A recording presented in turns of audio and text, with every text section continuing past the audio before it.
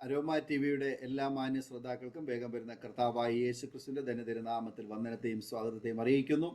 അനുഗ്രഹീതവും മനോഹരവുമായ നല്ല നിമിഷങ്ങൾക്കായി, നല്ല ദിവസത്തിനായി ഞാൻ കർത്താവിന് സ്തോത്രം ചെയ്യുന്നു. ഇന്ന് നമ്മൾ ക്ഷണം സ്വീകരിച്ച് നമ്മോടൊപ്പം ജോയിൻ ചെയ്തിരിക്കുന്നത് കർത്താവിൻ്റെ വിലപ്പെട്ട ദാസി സിസ്റ്റർ ജിൻസി ഐസക് ആണ്. തൻ്റെ ജീവിതാനുഭവം അരോമ ടി വി പ്രേക്ഷകർക്ക് തികച്ചും വേറിട്ട ഒരു അനുഭവമായിരിക്കും എന്നുള്ള കാര്യത്തിന് യാതൊരു സംശയവുമില്ല. ഒരുപാട് അനുഭവങ്ങളും അത്ഭുതങ്ങളും നിറഞ്ഞ നല്ല ഒരു സാക്ഷ്യം അരോമ ടി വി പ്രേക്ഷകരോടൊപ്പം കർത്താവിൻ്റെ ദാസി പങ്കുവയ്ക്കുന്നു. പ്രേക്ഷകർ ഈ സാക്ഷ്യം കേൾക്കണം, ശ്രദ്ധയോടെ കേൾക്കണം, അവസാനം വരെ സ്കിപ്പ് ചെയ്യാതെ കാണുകയും നിങ്ങളുടെ പ്രിയപ്പെട്ടവർക്ക്, സുഹൃത്തുക്കൾ കൂടി ഷെയർ ചെയ്ത് കൊടുക്കുകയും ചെയ്യണമെന്നുള്ള കാര്യം ഞാൻ പ്രത്യേകം ഓർപ്പിക്കുന്നു. നിങ്ങൾ മറക്കാതെ ചെയ്യും. എനിക്കറിയാം നിങ്ങൾ എല്ലാവരും അങ്ങനെ ഷെയർ ചെയ്യുന്നവരാണെന്ന് അറിയാം. നിങ്ങൾ തുടർന്നും ഈ ശുശ്രൂഷയിൽ സഹകരിക്കുവാൻ പ്രത്യേകം ഓർപ്പിക്കുന്നു.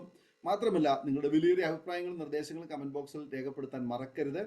ഞങ്ങളുമായി ബന്ധപ്പെടുവാൻ നിങ്ങൾ ആഗ്രഹിക്കുന്നു, അതല്ല നിങ്ങൾക്കൊരു പ്രാർത്ഥനാ വിഷയമുണ്ട്, ഞങ്ങളുമായി പങ്കിടുവാൻ നിങ്ങൾ ആഗ്രഹിക്കുന്നെങ്കിൽ സ്ക്രീനിൽ കാണുന്ന വാട്സാപ്പ് നമ്പറിൽ ഞങ്ങളെ വിവരം അറിയിച്ചാൽ തീർച്ചയായിട്ടും ഞങ്ങൾ നിങ്ങൾക്ക് വേണ്ടി പ്രാർത്ഥിക്കുകയും നിങ്ങൾക്ക് മറുപടി തരികയും ചെയ്യുന്നതായിരിക്കും. അതുപോലെ തന്നെ സാക്ഷ്യം പറഞ്ഞ പ്രിയപ്പെട്ടവരോടൊപ്പം എല്ലാ തിങ്കളാഴ്ചയും രാത്രി 9 മണി മുതൽ നടക്കുന്ന പ്രാർത്ഥനാ കൂട്ടായ്മയിലും നിങ്ങൾക്ക് പങ്കെടുക്കാവുന്നതാണ്. നാം എല്ലാവരും ശ്രദ്ധയോടെ പ്രാർത്ഥനയുണ്ടായിരിക്കുമ്പോൾ കർത്താവിൻ്റെ വിലപ്പെട്ട ദാസി സിസ്റ്റർ ജിൻസി ഐസക്കിനെ തികഞ്ഞ സ്നേഹത്തോടും ആദരവോടും കൂടി അരോമ ടി വി പ്രേക്ഷകരോടൊപ്പം സമയം ചെലവഴിക്കുന്നതിനായിട്ട് ഞങ്ങൾ ക്ഷണിച്ചുകൊള്ളും. Praise the Lord. കർത്താവിൻ്റെ അതിപരിശുദ്ധമായ നാമം വാഴ്ത്തപ്പെടുമാറാകട്ടെ. ഇന്ന് ഇപ്രകാരം അരോമ ടി വിയിൽ എൻ്റെ അനുഭവ സാക്ഷ്യം ഷെയർ ചെയ്യുവാൻ എനിക്ക് ഇങ്ങനെ ഒരു അവസരം വലിയവനായ ദൈവം ഒരുക്കി തന്നോർത്ത് ഞാൻ എൻ്റെ ദൈവത്തെ നന്ദിയോടെ സ്തുതിക്കുന്നു. ഇങ്ങനെ ഒരു സാഹചര്യം എനിക്കായിട്ട് ഒരുക്കി തന്ന അരോമ ടി വി പ്രവർത്തകർ, ചാനലിൻ്റെ അഡ്മിനായിരിക്കുന്ന പാസ്റ്റർ ഡാനിയൽ ജോൺ അവരോടുള്ള പ്രത്യേക നന്ദി അറിയിക്കുന്നു.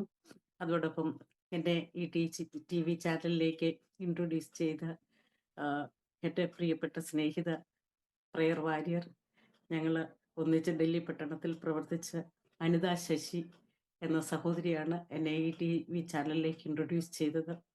പ്രിയപ്പെട്ട സഹോദരിയോടും കുടുംബത്തോടുമുള്ള നന്ദിയും സ്നേഹവും ഈ സമയം ഞാൻ അറിയിക്കുന്നു. കർത്താവിൻ്റെ കർത്തൃവേലയിൽ ഞാൻ ആയിരിക്കുന്നു. എൻ്റെ പേര് ജിൻസി ഐസക് എന്നാണ്. ഞാൻ ഡൽഹി പട്ടണത്തിൽ ദ്വാരക എന്ന സ്ഥലത്ത്, ദ്വാരക സെക്ടർ 19 AG ചർച്ചിൻ്റെ പ്രവർത്തനത്തോടനുബന്ധിച്ച് ഞങ്ങൾ കർത്താവിൻ്റെ ദാസന് ഞങ്ങൾ കുടുംബമായിട്ട് കർത്താവിൻ്റെ വേലയിൽ ആയിരിക്കുന്നു. എൻ്റെ husband pastor Isaac V John, അതുപോലെ ഞങ്ങൾക്ക് 3 കുഞ്ഞുങ്ങളുണ്ട്. മൂത്ത മോൾ അക്സ ഐസക് ജോൺ, അതുപോലെ രണ്ടാമത്തെ കുഞ്ഞുങ്ങൾ ട്വിൻസാണ്. അവർ ആണും പെണ്ണുമാണ്. ആശിഷ് ഐസക് ജോൺ, അനുഗ്രഹ ഐസക് ജോൺ. 3 കുഞ്ഞുങ്ങളെ ദൈവം തന്ന് ഞങ്ങളെ അനുഗ്രഹിച്ചിരിക്കുന്നു. ഞങ്ങൾ ഈ പട്ടണത്തിൽ കടന്നു വന്നിട്ട് ഏകദേശം 20 വർഷം കഴിഞ്ഞു ദ്വാരകയിലായിട്ട്. അതോടൊപ്പം നോർത്ത് ഇന്ത്യയിൽ 30 വർഷത്തോളമായി കർത്താവിൻ്റെ വേലയോടനുബന്ധിച്ച് ആയിരിക്കുന്നത്. ഹല്ലേലൂയ. എൻ്റെ ബാല്യകാലത്തെ കുറിച്ച് പറയുകയാണെങ്കിൽ, എൻ്റെ പിതാവിൻ്റെ പേര് ഇവാഞ്ചലിസ്റ്റ് AP ജോൺ എന്നാണ്. എൻ്റെ മാതാവിൻ്റെ പേര് LC ജോൺ എന്നാണ്. എൻ്റെ മാതാവ് മുഖാന്തരമാണ് ഞങ്ങൾ ഈ വിശ്വാസത്തിലേക്ക് കടന്നു വന്നത്. ഞങ്ങൾ ഒരു CSI കുടുംബത്തിൽ ജനിച്ചു വളർന്ന സാഹചര്യമായിരുന്നു എൻ്റെ ബാല്യകാലം. എന്നാൽ എൻ്റെ മാതാവിൻ്റെ രോഗസൗഖ്യത്തോടു കൂടിയാണ് ഞങ്ങൾ ഈ കൃപയിൽ ആയിത്തീരുവാനായിട്ട് ഇടയായി തീർന്നത്. ഞാൻ എൻ്റെ കുടുംബത്തിലെ മൂത്ത മകളാണ്. ഞങ്ങൾ 2 പെൺകുഞ്ഞുങ്ങളാണ്. മൂത്ത മകൾ എന്ന നിലയിൽ എനിക്ക് വളരെ വാത്സല്യവും വളരെ കരുതലും സ്നേഹവും എൻ്റെ കുടുംബാംഗങ്ങളിൽ നിന്ന് കിട്ടിയിരുന്നു. നമ്മളുടെ ഒരു ജോയിൻ്റ് ഫാമിലി ആയിരുന്നു.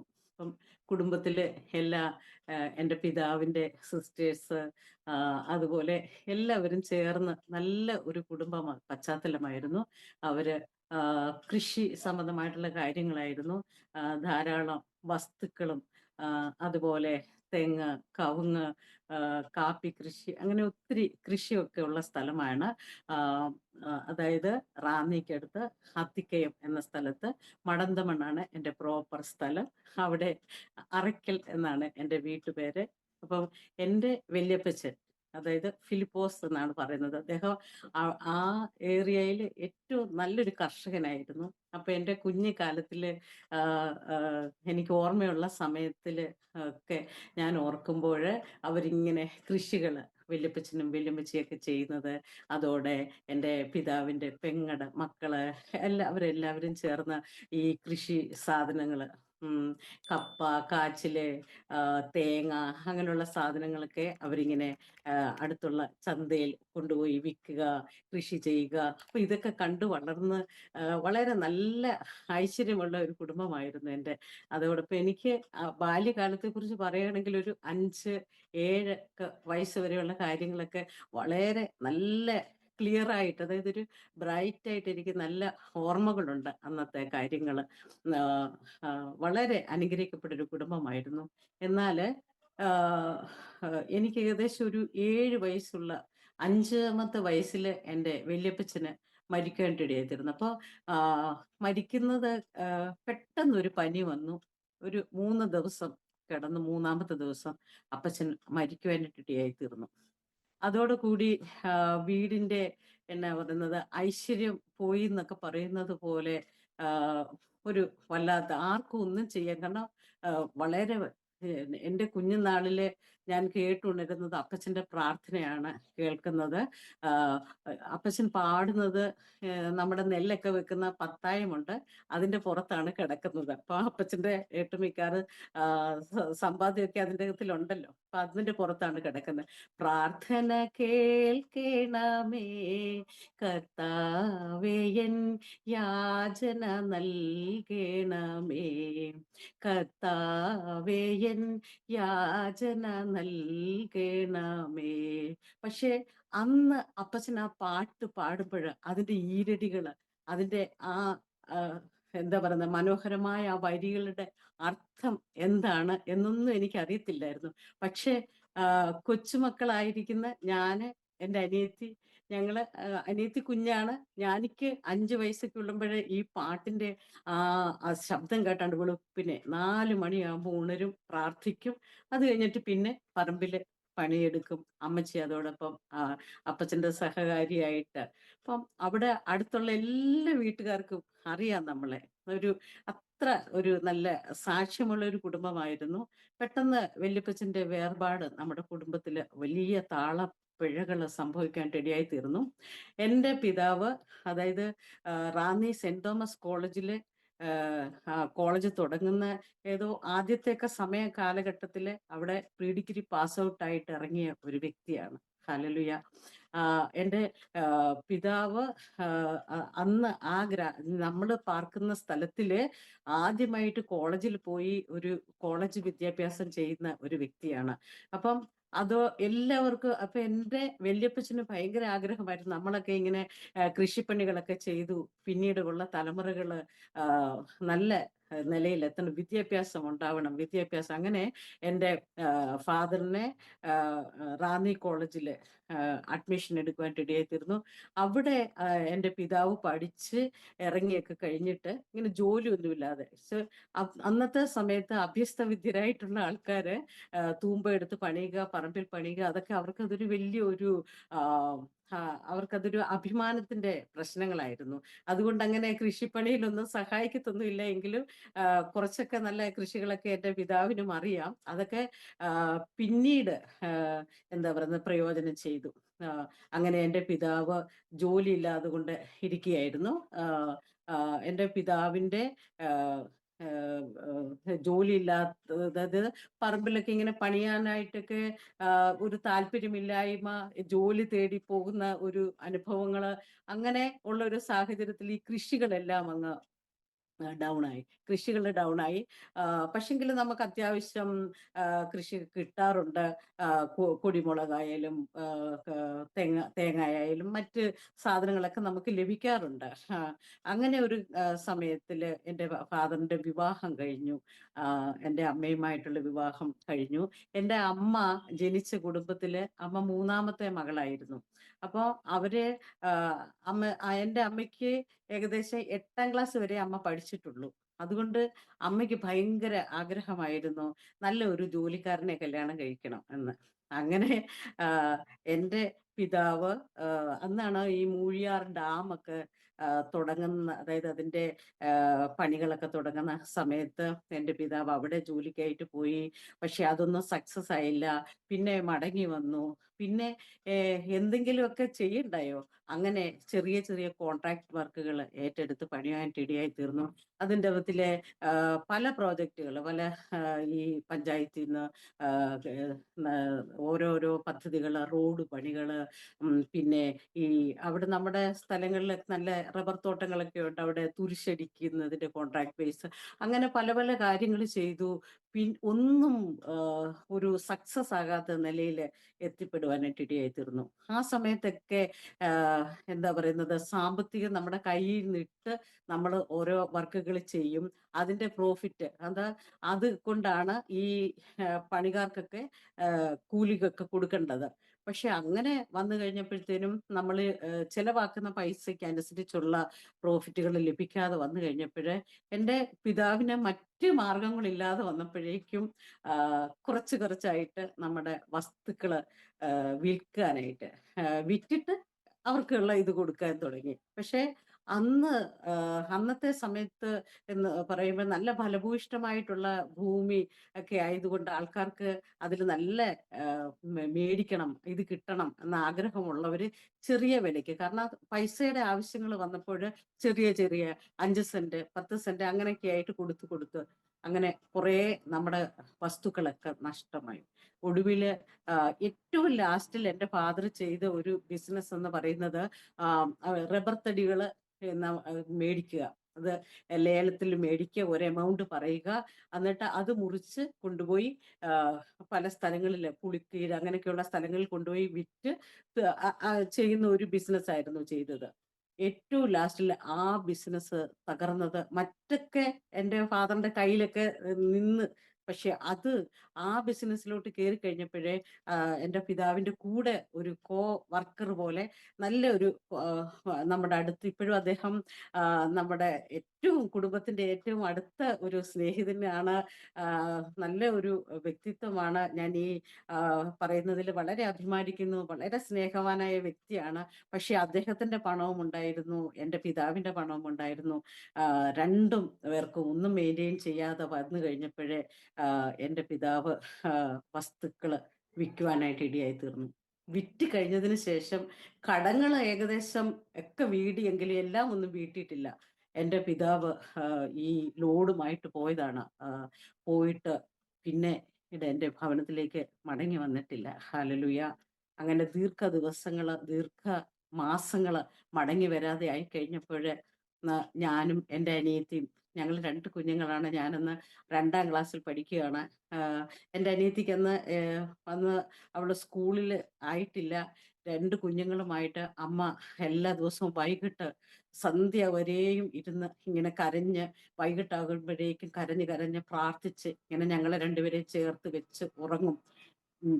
ഏറ്റവും മെയിനായിട്ടുള്ള കാര്യം, ആരും ഞങ്ങളുടെ വീട്ടിൽ വന്ന് എൻ്റെ പിതാവ് കൊടുക്കുവാനുള്ള കടക്കാർ ആരും വീട്ടിൽ വന്ന് ഈ പൈസയെക്കുറിച്ചോ കടങ്ങളെക്കുറിച്ചോ ചോദിച്ചിട്ടില്ല.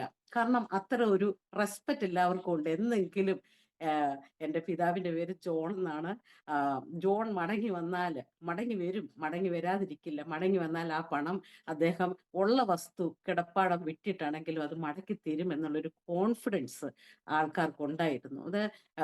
അതുകൊണ്ട് അങ്ങനെ ആൾക്കാർ വന്ന് നമ്മളെ ശല്യം ചെയ്തിട്ടില്ല. പക്ഷെങ്കിൽ നമ്മുടെ ഉണ്ടല്ലോ, ആൾക്കാരുടെ അയൽവക്കത്തൊക്കെയായാലും ആൾക്കാർ വന്നിങ്ങനെ ചോദിക്കും, എവിടെയാണ് അന്ന് കത്തുകളില്ല, അന്ന് ടെലഫോണുകളില്ല, ഒരു അങ്ങനെയുള്ളൊരു സംവിധാനമാണ്. ഇന്നാണെങ്കിൽ നമുക്ക് മൊബൈൽ ടവറുണ്ട്, എല്ലാ ഹൈടെക് സംവിധാനങ്ങളുള്ളത് കൊണ്ട് നമുക്ക് ഒരാള് മിസ്സിങ് ആയാലേ ഒരു 24 അവേഴ്സിനകം നമുക്ക് അവരെ കണ്ടുപിടിക്കാനായിട്ട് പറ്റും. പക്ഷേ അന്നത്തെ സാഹചര്യത്തിൽ ഒരാള് വീട് വിട്ട് ഇറങ്ങിപ്പോയാൽ, പ്രത്യേകിച്ചും കടബാധ്യതകൾ കൊണ്ട് ഇറങ്ങിപ്പോയാൽ പല അഭ്യൂഹങ്ങൾ പരക്കും. അങ്ങനെ പലതരത്തിലുള്ള അഭ്യൂഹങ്ങൾ ഞങ്ങളുടെ ദേശത്ത് പരക്കുവാനായിട്ട് ഇടയായി തീർന്നു. അതിൽ ഏറ്റവും പ്രധാനപ്പെട്ട കാര്യം, ജോൺ ഈ കടങ്ങളെല്ലാം വരുത്തി വെച്ചിട്ട് പോയി സൂയിസൈഡ് ചെയ്തു, ആത്മഹത്യ ചെയ്തു അങ്ങനെയുള്ളത്. പിന്നെ കുറെ പേര് പറയുന്നു ഏതോ സ്ഥലത്തിൽ പോയിട്ട് വേറെ വിവാഹമൊക്കെ കഴിച്ചിട്ട് വേറെ മക്കളൊക്കെ ആയിട്ട് അവിടെ പാർക്കുന്നു. അങ്ങനെ ഇങ്ങനെ ഓരോന്നും വന്നിട്ട് അങ്ങനെ ആയിരിക്കാം അല്ലേ എന്നൊക്കെ ചോദിക്കുമ്പോഴത്തേനും അമ്മയെന്ന് പറയുമ്പോഴ് അമ്മ ഒരു ഒരു നോർമൽ ഒരു വ്യക്തിയാണ്. അപ്പം ലോകപരിചയമോ അങ്ങനെയുള്ള കാര്യങ്ങളൊന്നുമില്ല. ഇതൊക്കെ കേൾക്കുമ്പോൾ അമ്മയ്ക്ക് കരയാൻ മാത്രമേ അറിയത്തുള്ളൂ. അങ്ങനെ എനിക്ക് ഏകദേശം ഒരു ഓർമ്മ വെച്ച സമയം തൊട്ട് എന്റെ മാതാവിന്റെ കണ്ണുനീരാണ് ഞാൻ കണ്ടിട്ടുള്ളത്. എപ്പോഴും കരയുന്ന ഒരു മാതാവ്, എപ്പോഴും കണ്ണുനീര്, എപ്പോഴും പ്രാർത്ഥിക്കുന്ന ഒരു മാതാവ്. ഇതായിരുന്നു എൻ്റെ മാതാവിനെ കുറിച്ച് ഞാൻ എൻ്റെ കുഞ്ഞുനാളിൽ മുതലേ ഞാൻ കണ്ടിട്ടുള്ള ഒരു ഒരു പേഴ്സണാലിറ്റി, ഒരു വ്യക്തിത്വം. പക്ഷെങ്കിൽ ആ ഒരു കണ്ണുനീരിന്റെ പിന്നില് അമ്മയ്ക്ക് അനേക കഥകളുണ്ടായിരുന്നു. അപ്പം അതൊന്നും എനിക്ക് പിന്നീടാണ് മനസ്സിലാക്കുവാനായിട്ട് കഴിഞ്ഞത്. അപ്പോൾ ഈ അമ്മ ഇങ്ങനെ കരഞ്ഞ് പ്രാർത്ഥിച്ചു കൊണ്ടിരിക്കുമ്പോഴ് ഒരു നമ്മുടെ അടുത്ത് ഉള്ളൊരു ആന്റി വന്നിട്ട് പറഞ്ഞു, വരുന്നോ ഇവിടെ ഒരു പ്രാർത്ഥന. ഇപ്പം നമ്മൾ CSI കുടുംബത്തിലാണ്. അങ്ങനെ പെന്തക്കോസ്തുകാരുടെ പ്രാർത്ഥനകൾക്കൊന്നും പോകുന്നതൊന്നും അമ്മയ്ക്ക് ഇഷ്ടമുള്ള കാര്യമല്ല. ഇഷ്ടമല്ല കാരണം നമ്മുടെ വീട്ടിൽ അതിനെ അനുവദിക്കത്തില്ല. വലിയ അമ്മച്ചിയൊക്കെ വളരെ സ്ട്രിക്റ്റ് ആയിട്ടുള്ള ഒരു വ്യക്തിയായിരുന്നു. അതുകൊണ്ട് അപ്പോൾ തന്നെയുമല്ല ഭർത്താവ് ഇങ്ങനെ പോയിരിക്കുന്നത് കൊണ്ട് അങ്ങനെ പുറത്തോട്ട് ഇറങ്ങി പോകാനോ നടക്കാനോ അങ്ങനെയൊന്നും ഉള്ള ഒരു സാഹചര്യമല്ല. അതുകൊണ്ട് അമ്മ പറഞ്ഞു ഞാൻ വരുന്നില്ല. അല്ല, ഒരു പ്രവാചകൻ വന്നിട്ടുണ്ട്, നീ വാ എന്ന് പറഞ്ഞു. അങ്ങനെ എൻ്റെ മാതാവ് ആ പ്രാർത്ഥനാ കൂട്ടായ്മയിൽ ആദ്യമായിട്ട് ചെല്ലുന്നു. പകല് നടക്കുന്ന മീറ്റിംഗ് ആണ്. എൻ്റെ മാതാവ് ആ പ്രാർത്ഥനാ ഭവനത്തിലേക്ക് ചെല്ലുന്ന ഉടനെ ഒരിക്കലും കണ്ടിട്ടില്ലാത്ത ആ വ്യക്തി, ആ പ്രവാചകൻ ഇങ്ങനെ പറയുകയാണ്, മകളെ നീ ഏതിൽ നിന്ന് വീണിരിക്കുന്നു എന്ന് നീ തിരിച്ചറിഞ്ഞ് അതിലേക്ക് തന്നെ മടങ്ങി വരിക എന്ന്. അപ്പോഴ് എൻ്റെ മാതാവിനെ കുറിച്ച് മാതാവിന്റെ ആത്മീയ ജീവിതം എന്താണോ, മാതാവ് എങ്ങനെയുള്ള വ്യക്തിയാണോ എന്നൊന്നും അടുത്തുള്ള ആർക്കും അറിയത്തില്ല. പക്ഷേ അവിടെ വന്ന ആ പ്രവാചകൻ വളരെ നേരം എൻ്റെ മാതാവിനോട് ദൈവാത്മാവിൽ ചില ദൂതുകൾ പറയാൻ റെഡിയായി തീർന്നു. നീ ഇങ്ങനെ ഇരിക്കേണ്ട ആളല്ല, നീ ഇങ്ങനെ ഒതുങ്ങിപ്പോ, നിന്നെ പണിഞ്ഞെടുക്കുവാൻ വേണ്ടിയാണ് നിന്റെ കുടുംബത്തിൽ ഇന്ന് ഞാൻ ശോധനകൾ തന്നുകൊണ്ടിരിക്കുന്നത്. അതുകൊണ്ട് നീ മടങ്ങി വരിക എന്ന് പറഞ്ഞു. അപ്പോൾ നീ ഇപ്പോൾ വലിയ വിഷയം അഭിമുഖീകരിക്കുന്നു, അതിനൊരു മറുപടിയുണ്ട്. നീ ചില ദിവസങ്ങൾ ഉപവസിച്ച് പ്രാർത്ഥിക്കുവാൻ പറഞ്ഞു. അങ്ങനെ എൻ്റെ അമ്മ 21 ദിവസം മനസ്സിൽ തീരുമാനിച്ചു, കർത്താവെ ഞാൻ ആ പ്രാർത്ഥനാലയത്തിൽ ഇരുന്ന് തന്നെ അമ്മ ഇങ്ങനെ തീരുമാനമെടുത്തു. 21 ദിവസം ഞാൻ ഉപവസിക്കുവാനായിട്ട് തീരുമാനിക്കുന്നു. ഈ ഉപവാസം തീരുന്നതിന് മുന്നമേ എൻ്റെ പ്രിയപ്പെട്ടവനെ എൻ്റെ ഭവനത്തിലേക്ക് മടക്കി വരുത്തണം. അതെങ്ങനെയായിരുന്നാലും എനിക്ക് ആ ഒരു മറുപടി കാണണം. അങ്ങനെയാണെങ്കിൽ ഞാൻ എൻ്റെ എല്ലാ പാരമ്പര്യമായിട്ടുള്ള ആരാധനകളും വിട്ട് നിന്റെ സന്നിധിയിലേക്ക് ഞാൻ വരും എന്നൊരു തീരുമാനം എടുക്കുവാൻ ഇടയായി തീർന്നു. ദൈവം ആ പ്രാർത്ഥന സ്വീകരിച്ചു. എൻ്റെ അമ്മ 21 ദിവസം ഉപവസിക്കുകയാണ്. 21ാമത്തെ ദിവസം സന്ധ്യ ആയപ്പോഴ് അമ്മ വളരെ തകരുവാൻ ഇടയായി തീർന്നു. ഞാൻ 21 ദിവസം കർത്താവെ നിന്റെ വാക്കുകൾ കേട്ട്, നിന്റെ ആലോചന കേട്ട് ഞാൻ ഉപവസിച്ചു. പക്ഷേ എനിക്കൊരു മറുപടി നീ തന്നില്ലല്ലോ. ഇന്ന് ഈ രാത്രി നേരം വെളുക്കുന്നതിന് മുന്നമേ ഞാനും എൻ്റെ ഈ 2 കുഞ്ഞുങ്ങളുമായിട്ട് എൻ്റെ ജീവൻ ഞാൻ ഈ ലോകത്തിലെ ജീവിതം ഞാൻ അവസാനിപ്പിക്കുകയാണ്. ഇനി എനിക്കൊരു ജീവിതം വേണ്ട എന്ന് പറഞ്ഞുകൊണ്ട് അമ്മ നമ്മളുടെ വീടിനിങ്ങനെ അരഭിത്തി പോലെ ഉണ്ട്. അത് അന്ന് ഈ മണ്ണ് മെഴുകിയ അരഭിത്തിയാണ്. അവിടെ അരഭിത്തിയിൽ അമ്മ ഇങ്ങനെ ഇരിക്കും സന്ധ്യയ്ക്ക്. അങ്ങനെ ഇരുന്ന് അമ്മ അവിടെ ഇരുന്ന് കരഞ്ഞ് തീരുമാനമെടുത്തു. അപ്പൊ അമ്മയുടെ ഉദ്ദേശം എന്താന്ന് വെച്ചാല് നമ്മളുടെ വീടിന്റെ അടുത്തുകൂടെയാണ് പമ്പയാറ് പോകുന്നത്. നമ്മളുടെ അവിടെ ഒരു അരുവിയുണ്ട്. നമ്മുടെ അരുവിയിൽ ചാടി ചാവാനായിട്ടാണ് കുഞ്ഞുങ്ങളുമായിട്ട് രാത്രി തന്നെ ചാവാനായിട്ടാണ് അമ്മ തീരുമാനമെടുത്ത് അങ്ങനെ ഇരിക്കുന്നത്. അപ്പൊ വല്യമ്മച്ചി ഉറങ്ങണം, പിന്നെ അതുപോലെ എൻ്റെ പിതാവിന്റെ പെങ്ങടെ മകനുണ്ട്, അവരൊക്കെ ഉറങ്ങിക്കഴിഞ്ഞെങ്കിൽ മാത്രമേ അമ്മയ്ക്ക് ഈ ഞങ്ങളെയും കൂട്ടി പിന്നെ എന്നെ സംബന്ധിച്ചെന്ന് പറഞ്ഞാൽ ഞാൻ ഒത്തിരി ഇങ്ങനെ സംസാരിച്ചുകൊണ്ടേയിരിക്കും. ഉറങ്ങുന്നവരെ അമ്മയോട് ഞാൻ ഓരോരോ ക്വസ്റ്റ്യൻസുകൾ ചോദിച്ചുകൊണ്ടിരിക്കും, വർത്തമാനം. അപ്പം ഇങ്ങനെ നമ്മൾ കുഞ്ഞുങ്ങൾ ഉണർന്നിരിക്കുമ്പോൾ ഒരിക്കലും അമ്മയ്ക്ക് ഇത് ചെയ്യാൻ പറ്റത്തില്ല. അതുകൊണ്ട് അമ്മ ഇതുങ്ങൾ ഉറങ്ങുകയും വേണം, ഉറങ്ങിക്കഴിഞ്ഞാൽ ഞങ്ങളെ രണ്ടുപേരെയും എടുത്തുകൊണ്ട് പോകാനും പറ്റത്തില്ല. അങ്ങനെ അമ്മ വളരെ ബുദ്ധിമുട്ടി വിഷമിച്ചിങ്ങനെ ഇരിക്കുകയാണ്. രാത്രിയായി. അമ്മ അവിടെ ഇരുന്ന് ഉറങ്ങി. ഉറങ്ങിക്കഴിഞ്ഞിട്ട് പിന്നെ അമ്മയ്ക്ക് ഭയങ്കര ക്ഷീണം വന്നു. അമ്മ അകത്തെ മുറി ഞങ്ങളെ 2 പേരെ അപ്പൊ അവിടെ ഒരു സൈഡ് മുറിയാണ്. അവിടെ കൊണ്ടുവന്ന് ഞങ്ങളെ 2 പേരെ തറയിൽ ഇങ്ങനെ വിരിച്ച് അമ്മ കിടത്തി. എപ്പോഴും അമ്മ നടുക്ക് കിടക്കും. ഞങ്ങള് 2 പേരും അമ്മയുടെ അപ്പുറത്തും ഇപ്പുറത്തും കിടക്കും.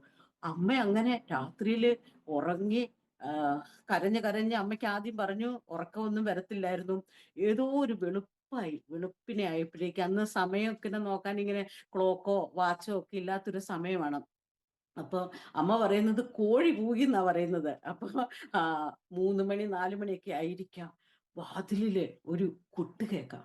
അപ്പൊ ആ രാത്രിയില് ഇപ്പൊ നമ്മുടെ എന്റെ വല്യമ്മച്ചിയൊക്കെ നല്ല അലേർട്ടാണ്. അപ്പൊ അങ്ങനെ പുറത്തുനിന്ന് അങ്ങനെയുള്ള ആരുടെ ശല്യങ്ങളോ അങ്ങനെ പുറത്തുനിന്ന് രാത്രിയൊന്നും ആരും വരത്തില്ല. പക്ഷേ അമ്മ അപ്പൊ പെട്ടെന്ന് ഉണർന്നിട്ട് വല്യമ്മച്ചിയെ വിളിച്ചിട്ട് പറഞ്ഞു, ആരോ വന്നിട്ട് കൊട്ടുന്നല്ലോ, നോക്കാൻ പറഞ്ഞു. അമ്മയും വല്യമ്മച്ചിയും കൂടെ പതുക്കെ ഇങ്ങനെ വിളക്ക് കത്തിച്ച് ചെന്ന് നോക്കുമ്പം എൻ്റെ പിതാവാണ്. ഹല്ലേലൂയ! എത്രയോ മാസങ്ങളായിട്ട് വീട് വിട്ടിറങ്ങിപ്പോയ ഹല്ലേലൂയ! ഒരു 21 ദിവസം ഉപവസിച്ച് എൻ്റെ മാതാവന്ന് മരിക്കുവാനായിട്ട് തീരുമാനമെടുത്തിരിക്കുന്ന അന്ന് രാത്രി, അന്ന് വെളുപ്പിന് എൻ്റെ പിതാവ് ഹല്ലേലൂയ മടങ്ങി വരുവാനായിട്ട് ഇടയായി തീർന്നു. ആ മടങ്ങി വരവ് വലിയൊരു എന്താ സാക്ഷ്യവുമായിട്ടാണ് മടങ്ങി വന്നത്. കാരണം എൻ്റെ പിതാവിൻ്റെ ഭവനത്തില് മൂന്നാമതായിട്ട് ഒരാണ് ജനിച്ചതാണ് എൻ്റെ പിതാവ്. എൻ്റെ പിതാവിൻ്റെ 2 ജ്യേഷ്ഠന്മാർ ജനനത്തിൽ തന്നെ അവര് മരിക്കുവാൻ ഇടയായി തീർന്നു. ജനിക്കും ഒരു 7 ദിവസം ആകുന്നതിനുള്ളില് അവരുടെ ശരീരം ഇങ്ങനെ നീല കളറാകും. നീല കളറായിട്ട് മരിക്കും. അങ്ങനെ 2 ആൺമക്കൾ മരിച്ചതിന് ശേഷം മൂന്നാമത് ഉണ്ടായ ആൺമകനാണ് എൻ്റെ പിതാവ്. അപ്പോൾ എൻ്റെ പിതാവിൻ്റെ ഇങ്ങനെ ഒരു ആണാണ് ജനിച്ചിരിക്കുന്ന, അമ്മച്ചി ഇങ്ങനെ പ്രസവിച്ചിരിക്കുന്നത് ആണാണെന്നറിഞ്ഞപ്പോഴ് എൻ്റെ ഫാദറിന്റെ മൂത്ത പെങ്ങള് ഈ വിവരം പെട്ടെന്ന് കേട്ടപ്പോ, കർത്താവേ ഇതും പോകുമോ? ഇത് പോയില്ലെങ്കിൽ ഞങ്ങള് ഈ മകനെ സുവിശേഷ വേലയ്ക്ക് തരും നിനക്ക് തരും. അന്ന് സുവിശേഷ വേല എന്നൊന്നും പറഞ്ഞാൽ അറിയത്തില്ല ആ കാലഘട്ടത്തില്.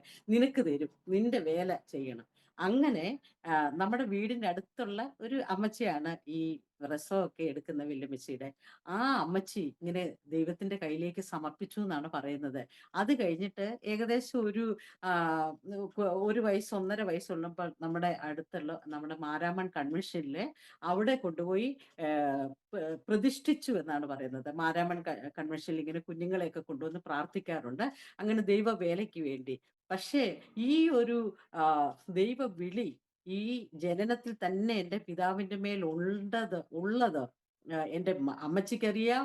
അതുപോലെ എൻ്റെ ഫാദറിന്റെ പെങ്ങന്മാർക്കും ഇതെല്ലാവർക്കും അറിയാം. അതുകൊണ്ടാണ് ദൈവത്തിനൊരു കോളിങ് എൻ്റെ പിതാവിന്റെ മേലുണ്ടായിരുന്നു. എൻ്റെ പിതാവ്, അതായത് എൻ്റെ അമ്മയുടെ ഉപവാസം 21 ദിവസം തീരുന്ന അന്ന് പകൽ എൻ്റെ പിതാവ് ഈ അലഞ്ഞു നടക്കുകയാണ്. കയ്യിലുണ്ടായിരുന്ന പൈസയൊക്കെ നഷ്ടപ്പെട്ടു. ഇനി ഞാൻ തിരിച്ച് എന്ത് ചെയ്യും? അങ്ങനെ നല്ലതായിട്ട് സ്മോക്ക് ചെയ്യുന്ന ആളായിരുന്നു. അപ്പം അവസാനത്തെ ബീഡി സിഗരറ്റോ സംതിങ് അത് വലിച്ചിട്ട് ഇപ്പം തന്നെ ഞാൻ മരിക്കും. അങ്ങനെ ഒരു മരത്തിന്റെ മുകളിൽ ഇരിക്കുക. അപ്പൊ അത് ഒരു റോഡിന്റെ ടേണിംഗ് ആണ്. അപ്പൊ രാത്രി ഒക്കെ ആ മരത്തിന്റെ മുകളിൽ ഇരുന്നിട്ടുണ്ട്. പകല് മൊത്തം അങ്ങനെ ഇരുന്നു. അപ്പൊ സന്ധ്യയാകാറായി. ഫാദർ ഉദ്ദേശിച്ചത് ഉടുത്തിരുന്ന ആ ഒരു ലുങ്കി മാത്രമുണ്ട്. അത് കഴുത്തിൽ കെട്ടി സൂയിസൈഡ് ചെയ്യാം അങ്ങനെ വിചാരിച്ചാണ് ഇരിക്കുന്നത്. പക്ഷേ ഈ ടേണിങ്ങില് ഒരു ലോറി വരിക പെട്ടെന്ന്. അപ്പം ഈ വീട് ഇങ്ങനെ വലിച്ചോണ്ടിരിക്കുന്നു. ടേൺ ചെയ്ത് വണ്ടി വന്നപ്പോഴേക്ക് ഈ ഹെഡ്ലൈറ്റിന്റെ പ്രകാശം എൻ്റെ ഫാദറിന്റെ കണ്ണിലേക്ക് അടിച്ചു. അപ്പൊ ആ വണ്ടി അവിടെ സൈഡിൽ നിൽക്കുവാനായിട്ട് ഇടയായി തീർന്നു. നിന്നതല്ല, എൻ്റെ ഫാദർ പെട്ടെന്ന് അവിടുന്ന് ആ മരത്തിൽ നിന്ന് താഴേക്ക് ഇറങ്ങിയപ്പം ആ ലോറിയുടെ ഡ്രൈവറും ക്ലീനറും ഇറങ്ങി വന്നിട്ട്, അയ്യോ ജോണെ എന്താ ഇവിടെ നിൽക്കുന്നത് എന്ന് ചോദിച്ചു. സത്യത്തില് ഇതിന് മുമ്പ് എൻ്റെ ഫാദർ ലോഡും കൊണ്ട് പോയിട്ടുള്ള ഏതോ ഒരു ലോറിയിലെ ഡ്രൈവറും ഒരു ക്ലീനറും ആയിരുന്നു. പെട്ടെന്ന് തന്നെ എൻ്റെ ഫാദറിന് ഒരു സ്ഥലകാല ബോധം ഉണ്ടായി. എന്താ കേറ് നീ വാ എന്ന് പറഞ്ഞുകൊണ്ട് എൻ്റെ ഫാദറിനെ അവിടുന്ന് ആ സ്ഥലം എനിക്ക് പറയാൻ പ്രോപ്പറായിട്ടുള്ള സ്ഥലത്തിന്റെ പേരെനിക്കറിയത്തില്ല എങ്കിലും ഞങ്ങളുടെ സ്ഥലമായിരിക്കുന്ന റാന്നി സ്റ്റാൻഡിൽ കൊണ്ടുവന്ന് ഇറക്കി വിട്ടിട്ട് ആ ലോറി പോയി. ഹല്ലേലൂയ. എന്റെ ഫാദർ അവിടുന്ന് രാത്രിയിൽ നടക്കാൻ തുടങ്ങിയതാണ്. നടന്നാണ് ഈ വെളുപ്പിനെ 3-4 മണിയൊക്കെ ആയി കാണും എന്റെ വീട്ടിലെത്തുന്നത്. ഹല്ലേലൂയ. ദൈവത്തിന് മഹത്വം ഉണ്ടാകട്ടെ. എന്റെ ദൈവം എത്ര നല്ലവനാണ്. ആ ഒരു മടങ്ങി വരുവ ഞങ്ങളുടെ ജീവിതത്തില് വലിയ വഴിത്തിരിവിന് കാരണമായി തീരുവാൻ ഇടയായി തീർന്നു. എന്റെ ഫാദർ വന്നു കഴിഞ്ഞ ശേഷം എന്റെ അമ്മച്ചിയും എന്റെ അമ്മയും പറഞ്ഞു, ഇനിയിപ്പം നമുക്കുള്ള ആ, അപമാനങ്ങൾ മാറണമെന്നുണ്ടെങ്കിൽ നമ്മൾ ഈ കടങ്ങളൊക്കെ വീട്ടുക. അതിനിപ്പം നമ്മൾക്ക് ഉള്ള വസ്തു എന്താന്ന് വെച്ചാൽ നമുക്കത് വിറ്റ് അത് നമുക്ക് നമ്മുടെ കടങ്ങളൊക്കെ വീട്ടാം. അങ്ങനെ പറഞ്ഞ് ബാക്കിയുണ്ടായിരുന്ന വസ്തുക്കൾ വിൽക്കുവാൻ ഇടയായി തീർന്നു. ഹല്ലേലൂയ. വിറ്റ് എൻ്റെ പിതാവ് ആർക്കൊക്കെ കടം കൊടുക്കുവാനുണ്ടോ എല്ലാ കടങ്ങളും ഭംഗിയായിട്ട് വീട്ടി. പക്ഷെങ്കിൽ എൻ്റെ ഹൃദയത്തെ വേദനിപ്പിച്ച ഏറ്റവും അത് പിന്നെ ഞാൻ കുഞ്ഞ് നാളില് ഞാൻ വളർന്ന് വരുമ്പോൾ നമ്മുടെ വീടിന്റെ ഒരു കിഴക്ക് ഭാഗത്തായിട്ട് നല്ലൊരു മാവുണ്ടായിരുന്നു. അപ്പൊ ആ മാവ് നിറച്ച് മാങ്ങ വളർന്ന് നല്ല മാങ്ങയുടെ സീസൺ ആകുമ്പോൾ അത് ഇല കാണാതെ മാങ്ങ ഉണ്ടാകുന്ന ഒരു മാവ് മരമായിരുന്നു. അതിൽ നിന്ന് നമ്മൾ മാങ്ങാപ്പഴം പറിക്കും. അമ്മ അതിന്റെ ഓരോ പൂക്കളും വിടരുമ്പം മുതല് അച്ചാറ്, കണ്ണിമാങ്ങ അച്ചാറ്, പല ടൈപ്പ് വെറൈറ്റി ടൈപ്പ് അച്ചാറൊക്കെ ഉണ്ടാക്കുന്ന ഒരു മാവായിരുന്നു. നമ്മുടെ വസ്തു ഇങ്ങനെ ഇത് അളന്ന് പോയപ്പോഴ് ഈ മാവ് നമ്മൾ വിറ്റ വസ്തുവിൻ്റെ അകത്തിൽ പോയി. അതിൻ്റെ ഹൃദയത്തില് വലിയ വേദനയായിരുന്നു. അത് മാത്രമേ എനിക്ക് ഓർമ്മയുള്ളൂ. പിന്നെ അന്നത്തെ കുട്ടിക്കാലം എന്ന് ഓർക്കുമ്പോഴ് നമ്മുടെ വീടിന്റെ മുറ്റത്ത് തേങ്ങ തേങ്ങ വെട്ടിക്കഴിഞ്ഞാൽ തേങ്ങ നമ്മൾ പറിക്കുമ്പോഴ് മുറ്റത്തിന്റെ കിഴക്കേ മുറ്റത്തിൽ തേങ്ങ ഇങ്ങനെ കൊണ്ടുവന്ന് കൂട്ടിയിടും. അതിങ്ങനെ കുന്നുപോലെ തേങ്ങ കൂട്ടിയിടും. ഞാനും എൻ്റെ അനിയത്തിയും ഈ തേങ്ങയുടെ ഈ വെട്ടിക്കൊണ്ടത് ഇടുന്ന തേങ്ങയുടെ മണ്ടേ നമ്മൾ കയറി ചാടും. തേങ്ങ ഉരുണ്ടുപോകും. നമുക്കിങ്ങനെ അത് നമ്മുടെ ഒരു കളികളായിരുന്നു അതൊക്കെ. പിന്നീട് ഇനി നമുക്ക് അതൊന്നും ചെയ്യാൻ പറ്റത്തില്ലല്ലോ എന്നോർത്ത് എൻ്റെ മനസ്സിൽ കൊച്ചു വിഷമങ്ങളൊക്കെ വരാൻ ഇടയായി തീർന്നു. പക്ഷേ അതിനെയൊക്കെ ഞാൻ അന്ന് കുഞ്ഞു മനസ്സല്ലേ, അപ്പൊ നമുക്ക് അതൊന്നും നമുക്കങ്ങനെ ആരോട് പറയാനോ, അതൊക്കെ ഒരു വേദനയായിട്ട് ഒരു നൊമ്പരമായിട്ട് എവിടൊക്കെയോ കിടന്നിരുന്നു. ഹല്ലേലൂയ. ഒരിക്കൽ മീൻസ് അന്ന് ഞാൻ കുഞ്ഞാണ്. നമ്മള് ഒരു ചർച്ചിൽ പ്രെയർ അപ്പൊ അത് ഞാൻ വരട്ടെ, അത് ഞാൻ പറയാം. നമ്മൾ വരുമ്പോഴ് ഈ മാങ്ങയൊക്കെ പറിച്ചിങ്ങനെ കിടക്കാണ്. അപ്പൊ അതിന്റെ ഓണർ വന്നിട്ട്, ഞങ്ങൾ വിറ്റ ആള് വന്ന് ഈ മാങ്ങ പറിക്കുമ്പോഴ് നമ്മളിങ്ങനെ വിഷമിച്ചിട്ട് നിന്നിട്ടുണ്ട്. അങ്ങനെ കൊച്ചു സങ്കടങ്ങളൊക്കെ എൻ്റെ ഉള്ളിൽ ഉണ്ടായിട്ടുണ്ട്. പക്ഷെ അതൊന്നും ഞാൻ ആരോടും പറഞ്ഞിട്ടില്ല. അങ്ങനെ എൻ്റെ മാതാവും എൻ്റെ പിതാവ് വന്നതിന് ശേഷം വസ്തുക്കളൊക്കെ നഷ്ടമായെങ്കിലും അവരിങ്ങനെ വളരെ സന്തോഷമായിട്ട് ഇങ്ങനെ കഴിഞ്ഞു പോകുന്ന ഒരു സമയത്ത് ഞാൻ 2ാം ക്ലാസ്സിൽ പഠിക്കുമ്പോൾ, അന്ന് എനിക്ക് 7 വയസ്സാണ്. എൻ്റെ മാതാവ് രാവിലെ എന്നെ ഒരുക്കി സ്കൂളിൽ വിട്ടു. അന്ന് എനിക്ക് നല്ല തലമുടിയൊക്കെ ഉണ്ട്. എന്നെ 2ആയിട്ട് പിന്നി തലമുടിയൊക്കെ കെട്ടി എന്നെ സ്കൂളിൽ വിട്ടു. സ്കൂളിൽ വിട്ട് ഞാൻ സ്കൂള് കഴിഞ്ഞിട്ട് വരുമ്പോൾ എൻ്റെ അമ്മ ഇങ്ങനെ കട്ടിലിൽ കിടക്കുന്നതായിട്ടാണ് കാണുന്നത്. അപ്പം സംസാരിക്കുന്നില്ല. ഒരേ കിടപ്പാണ്. അടുത്തുള്ള വീട്ടിലെ ആൾക്കാരൊക്കെ ഉണ്ട്. എല്ലാവരും വന്ന് നിൽക്കുന്നു. എല്ലാവരും വളരെ ദുഃഖകരമായിട്ട് എന്നെ നോക്കുന്നു. അപ്പം പിന്നീടാണ് അറിയുന്നത്, പെട്ടെന്ന് ഇന്നത്തെ സമയത്ത് അത് സ്ട്രോക്ക് എന്ന് പറയും. അന്ന് അതിന് എന്താ പറയുന്നത്, എന്താണെന്ന് അറിയത്തില്ല. പെട്ടെന്ന് അമ്മ കിണറിന്റെ അവിടേക്ക് വെള്ളം കോരാനായിട്ട് പോയതാണ്. അമ്മ വീഴുവാൻ ഇടയായി തീർന്നു. അമ്മയുടെ സംസാരശേഷി നഷ്ടപ്പെട്ടു. അങ്ങനെ അമ്മ കിടപ്പിലായിപ്പോയി. ഹല്ലേലൂയ. പിന്നെ വൈദ്യന്മാരിൽ കൊണ്ടുള്ള ആയുർവേദ ചികിത്സകൾ അമ്മയ്ക്ക് വേണ്ടി ചെയ്തു. പച്ചമരുന്നുകൾ ചെയ്തു. എല്ലാം ചെയ്തിട്ടും അമ്മ ആ കിടക്കയിൽ നിന്നും എഴുന്നേറ്റിട്ടില്ല. ദീർഘമാസങ്ങൾ. ഹല്ലേലൂയ. ഏകദേശം 11 മാസങ്ങൾ അമ്മ സംസാരശേഷി ഇല്ലാതെ കിടന്നു. കുറേ മാസങ്ങൾ. അങ്ങനെ നമ്മുടെ വീടിനടുത്തുള്ള ഒരു ആൻറ്റി വന്ന് അമ്മയെ കുളിപ്പിക്കും, ഹെൽപ്പ് ചെയ്യും. എല്ലാ കാര്യങ്ങളും അമ്മയുടെ പ്രാഥമികമായിട്ടുള്ള കാര്യങ്ങളൊക്കെ ചെയ്യും. പക്ഷെങ്കില് വീട് മൊത്തം തകർന്നു. പഠിക്കുന്ന ഞങ്ങള് 2 കൊച്ചു കുഞ്ഞുങ്ങള്, പിതാവ് എന്ത് ചെയ്യും? അങ്ങനെ വളരെ ദുഃഖത്തില്, വളരെ പ്രയാസത്തിലിരിക്കയാണ്. അങ്ങനെ ഇരിക്കുന്ന സമയത്ത് ഒരു പ്രവാചകൻ, ഒരു ദൈവദാസന് ദൈവം ദർശനം കൊടുത്തു. ഇങ്ങനെ എൻ്റെ അമ്മ ഇങ്ങനെ കിടക്കുന്നത് ഒരു ദർശനം കൊടുക്കുവാനിടയായി തീർന്നു. അദ്ദേഹം അവിടുന്ന് നമ്മുടെ വീട് അന്വേഷിച്ച് വെ വരികയാണ്. അപ്പൊ ഓരോ വീട് അന്വേഷിച്ച് മീൻസ് ഓരോ സ്ഥലത്തില് വന്നിട്ട് അടുത്തുള്ള ആള് ചോദിക്കും, ഇങ്ങനെയൊരു കിടപ്പ് രോഗിയുണ്ടോ? ഇങ്ങനെയൊരു സഹോദരി കിടക്കുന്നുണ്ടോ? രോഗിയായിട്ട് കിടക്കുന്നുണ്ടോ? ആ രോഗിയെക്കുറിച്ച് എനിക്ക് ദർശനം കിട്ടി എന്ന് പറഞ്ഞു. അദ്ദേഹത്തിന്റെ പേര് ജോസഫ് പാസ്റ്റർ എന്നാണ്.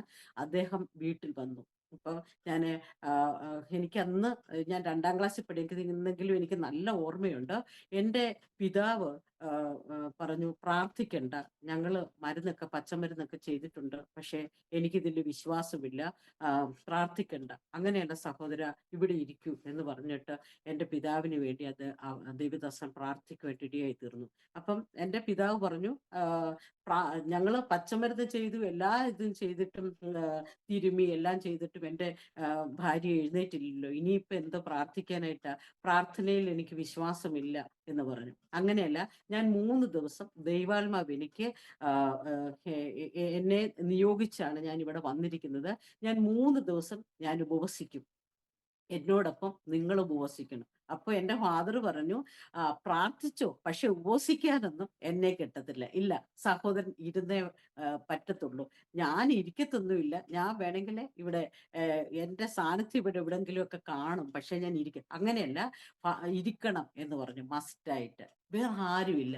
അപ്പം എൻ്റെ വല്യമ്മച്ചി, എൻ്റെ ഫാദർ, അതുപോലെ തന്നെ നമ്മുടെ വീടിന്റെ തൊട്ടടുത്ത് ഒരു ഇവാഞ്ചലിക്കൽ ചർച്ചിൽ പോകുന്ന ഒരു ഇന്ന് നിത്യതയിലാണ് കുഞ്ഞൂഞ്ഞമ്മാമ എന്ന് പറയുന്ന ഒരു അമ്മാമ സേവിനിയായിരുന്നു. ആ അമ്മാമ വന്നിട്ട് പറഞ്ഞു, ഞാൻ ഇരിക്കാമെന്ന് പറഞ്ഞു. നിങ്ങൾക്ക് വിശ്വാസമില്ലെങ്കിൽ എനിക്ക് വിശ്വാസമുണ്ട്, സഹോദരി തീർച്ചയായിട്ടും എഴുന്നേൽക്കും എന്ന് പറഞ്ഞുകൊണ്ട് 3 ദിവസം ഞങ്ങളോടൊപ്പം ആ സേവിനി അമ്മാമ ഉപവസിക്കുവാനിടയായി തീർന്നു. അങ്ങനെ അമ്മച്ചി, അമ്മച്ചിയും ഈ സേവിനി അമ്മാമയും. പക്ഷെ എൻ്റെ ഫാദർ അവിടെ ഇങ്ങനെ ഇരിക്കത്തേ ഉള്ളൂ, ഇത് ഒരു കാഴ്ചക്കാരനെ പോലെ ഇരിക്കത്തേ ഉള്ളൂ. 3ാമത്തെ ദിവസം ഏകദേശം 11:30 സമയമായപ്പോഴ് ദൈവദാസന്, ഈ പ്രവാചകൻ ഓൾറെഡി ദൈവം ദർശനം കൊടുത്തായിരുന്നു ഈ സഹോദരി എഴുന്നേൽക്കുമെന്ന്.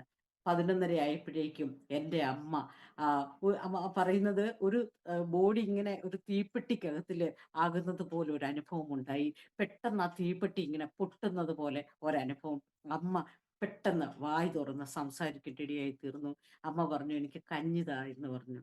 പെട്ടെന്ന് അമ്മയ്ക്ക് കഞ്ഞി അപ്പൊ കഞ്ഞിയായിട്ട് കൊടുക്കാൻ പറ്റത്തില്ലല്ലോ, കഞ്ഞി വെള്ളം കൊടുത്തു. അല്ല, എനിക്ക് കഞ്ഞി തരാൻ പറഞ്ഞു. അങ്ങനെ അമ്മ എഴുന്നേറ്റിരുന്നു, കഞ്ഞി കുടിച്ചു. അങ്ങനെ ആ ദേശത്ത് ദൈവത്തിന്റെ നാമം, ഹല്ലേലൂയ, എൻ്റെ മാതാവിൽ കൂടെ മഹത്വമായി തീരുവാനിടയായി തീർന്നു. അനേകര് വന്ന് വീടിന്റെ ചുറ്റും നിന്നു, എന്താണ് നടക്കാൻ പോകുന്നതെന്ന് കാഴ്ചക്കാരെ പോലെ. അവർക്കെല്ലാം അത്ഭുതമാകും വണ്ണം എൻ്റെ മാതാവിനെ ദൈവം അവിടെ എഴുന്നേൽപ്പിച്ചു. ഹല്ലേലൂയ. ആ പ്രവാചകൻ അന്ന്, ഇന്ന് അദ്ദേഹം നിത്യതയിലാണ്. ദൈവദാസൻ ഇങ്ങനെ പറയാനിടയായി തീർന്നു, നിങ്ങളെക്കുറിച്ച് ദൈവത്തിന്റെ ഉദ്ദേശം ദൈവവേല ചെയ്യുക എന്നുള്ളതാണ്. ഹല്ലേലൂയ. സുവിശേഷ വേലയ്ക്ക് നിങ്ങൾ സമർപ്പിക്കുമെങ്കിൽ നിങ്ങളുടെ ഇന്നത്തെ ഈ പ്രയാസങ്ങളെല്ലാം മാറും. നിങ്ങളുടെ എല്ലാ അവസ്ഥയ്ക്കും ദൈവം മാറ്റം വരുത്തും. അങ്ങനെ എൻ്റെ മാതാവും പിതാവും ദൈവവേലയിലേക്ക് ഇറങ്ങുവാനായിട്ട് ഇടയായി തീർന്നു. ഹല്ലേലൂയ. ഞങ്ങളുടെ ജീവിതത്തിൽ സാമ്പത്തികമായിട്ടുള്ള നേട്ടങ്ങളോ ഒന്നും ഉണ്ടായിട്ടില്ലെങ്കിലും നിത്യത ദൈവം ഞങ്ങൾക്ക് ഉറപ്പാക്കുകയായിരുന്നു. ഹല്ലേലൂയ. എൻ്റെ മാതാവ് അന്നൊരു ദൈവിക രോഗശാന്തി അനുഭവിക്കാൻ ഇടയായി തീർന്നു. ആ രോഗസൗഖ്യം അമ്മ ഇപ്പോൾ 2017 അമ്മ മരിക്കുവാൻ ഇടയായി തീർന്നു. പക്ഷേ ആ മരിക്കുന്ന സമയം വരെയും എൻ്റെ മാതാവ് രോഗശാന്തിക്ക് വേണ്ടി ഈവൻ ഒരു വിക്സ് പോലും എൻ്റെ അമ്മ പുരട്ടത്തില്ലായിരുന്നു. കാരണം അമ്മയ്ക്ക് അത്ര ഭയമായിരുന്നു. ഹല്ലേലൂയ. അതേ ആ വിശ്വാസത്തിന് വേണ്ടി പിടിച്ചു നിന്നു എൻ്റെ മാതാവും പിതാവും. ആ അങ്ങനെ സുവിശേഷ വേലയ്ക്ക് വേണ്ടി ഇറങ്ങി. അവർക്ക് എന്ത് ചെയ്യണമെന്ന് അറിയത്തില്ല, എങ്ങനെ സുവിശേഷ വേല ചെയ്യണമെന്ന് അറിയത്തില്ല. അങ്ങനെ ദൈവം അമ്മ എപ്പോഴും പ്രാർത്ഥിക്കും. പ്രാർത്ഥിക്കുക മാത്രമല്ല, എപ്പോഴും ഉപവസിക്കും. അത് 7 ദിവസമാണെന്നും പറഞ്ഞ് അമ്മ ഉപവസിക്കാൻ തുടങ്ങും. പക്ഷെങ്കില് 21 ദിവസമായിരിക്കും. അത് ചിലപ്പോൾ 40 ദിവസമായിരിക്കും അത് തീരുന്നത്.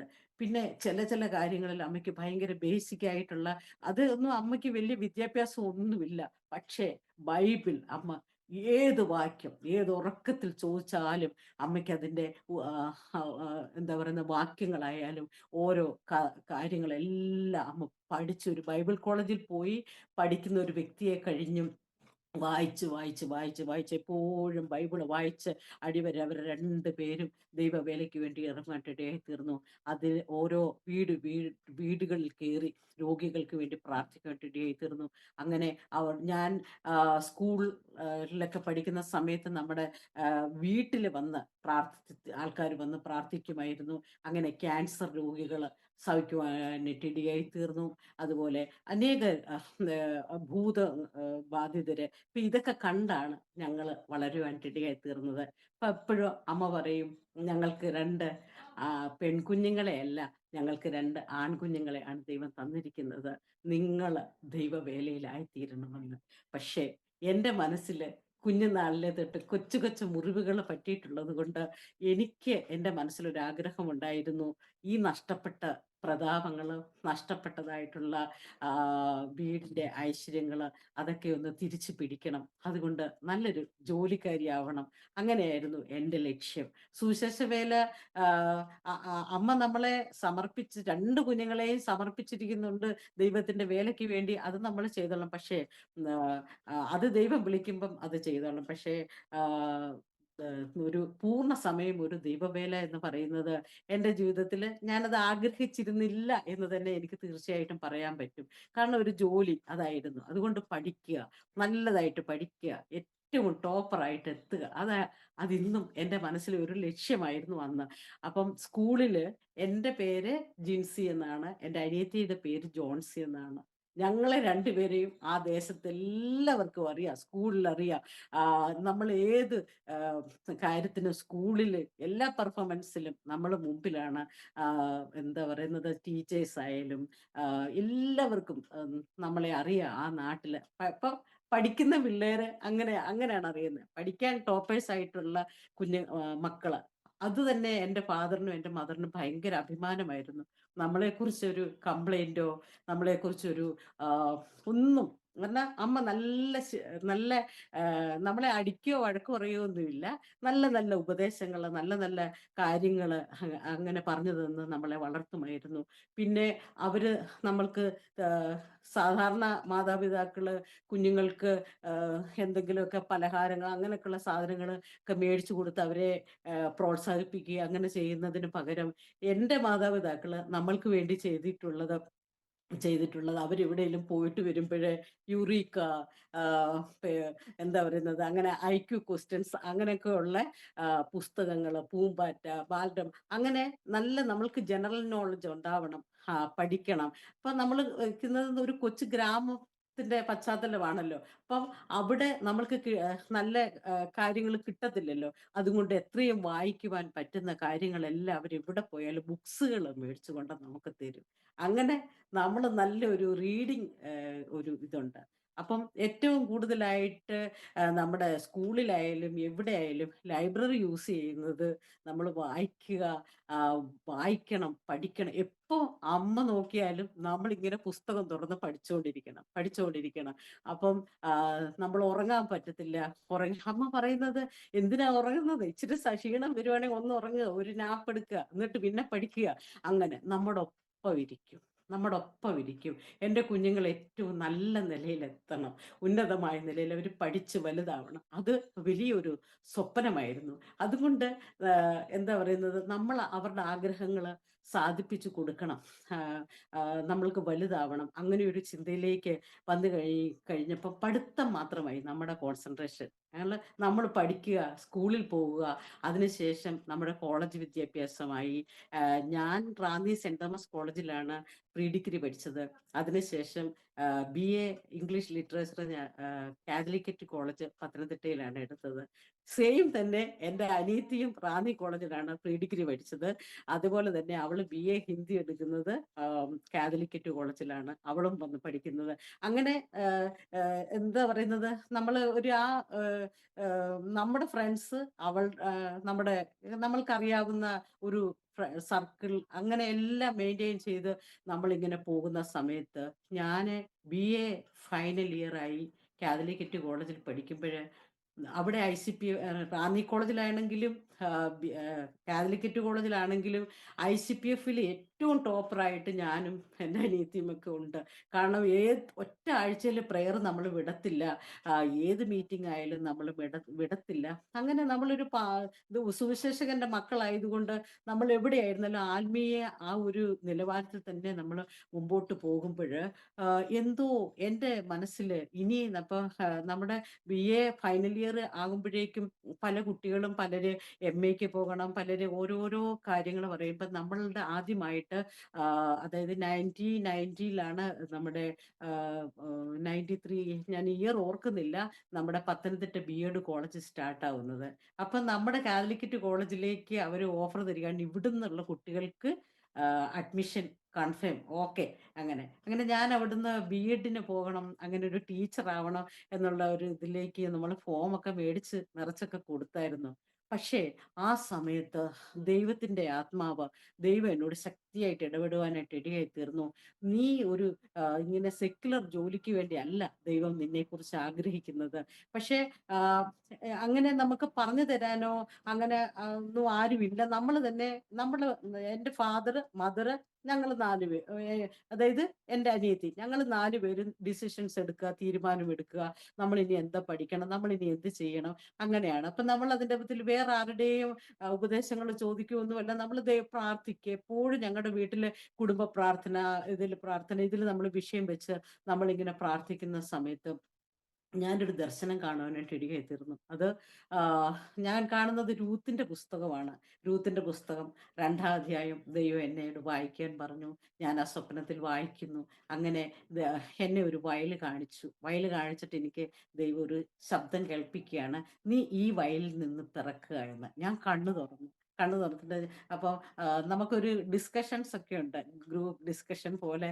നമ്മൾ ഫാദറിനോടും മദറിനോടും എല്ലാ കാര്യങ്ങളും നമ്മൾ ഷെയർ ചെയ്യും. അപ്പം ഞാനിങ്ങനെ എൻ്റെ ഫാദറിനോട് പറഞ്ഞു, ഞാനിങ്ങനെ ഒരു ദർശനം കാണാനായിട്ട് ഇടയായി തീർന്നു, അതിൻ്റെ അർത്ഥം എന്താ എന്ന്. അപ്പം പറഞ്ഞു, നീ ദൈവത്തിന്റെ വേല ചെയ്യണം, അതാണ് ദൈവം നിന്നെ കുറിച്ച് ഉദ്ദേശിക്കുന്നതെന്ന്. അപ്പം എന്നെ സംബന്ധിച്ച് അതൊരു എന്താ പറയുന്നത്, എനിക്കത് വളരെ ബുദ്ധിമുട്ടുള്ള ഒരു പ്രയാസമുള്ള ഒരു കാര്യമായിരുന്നു.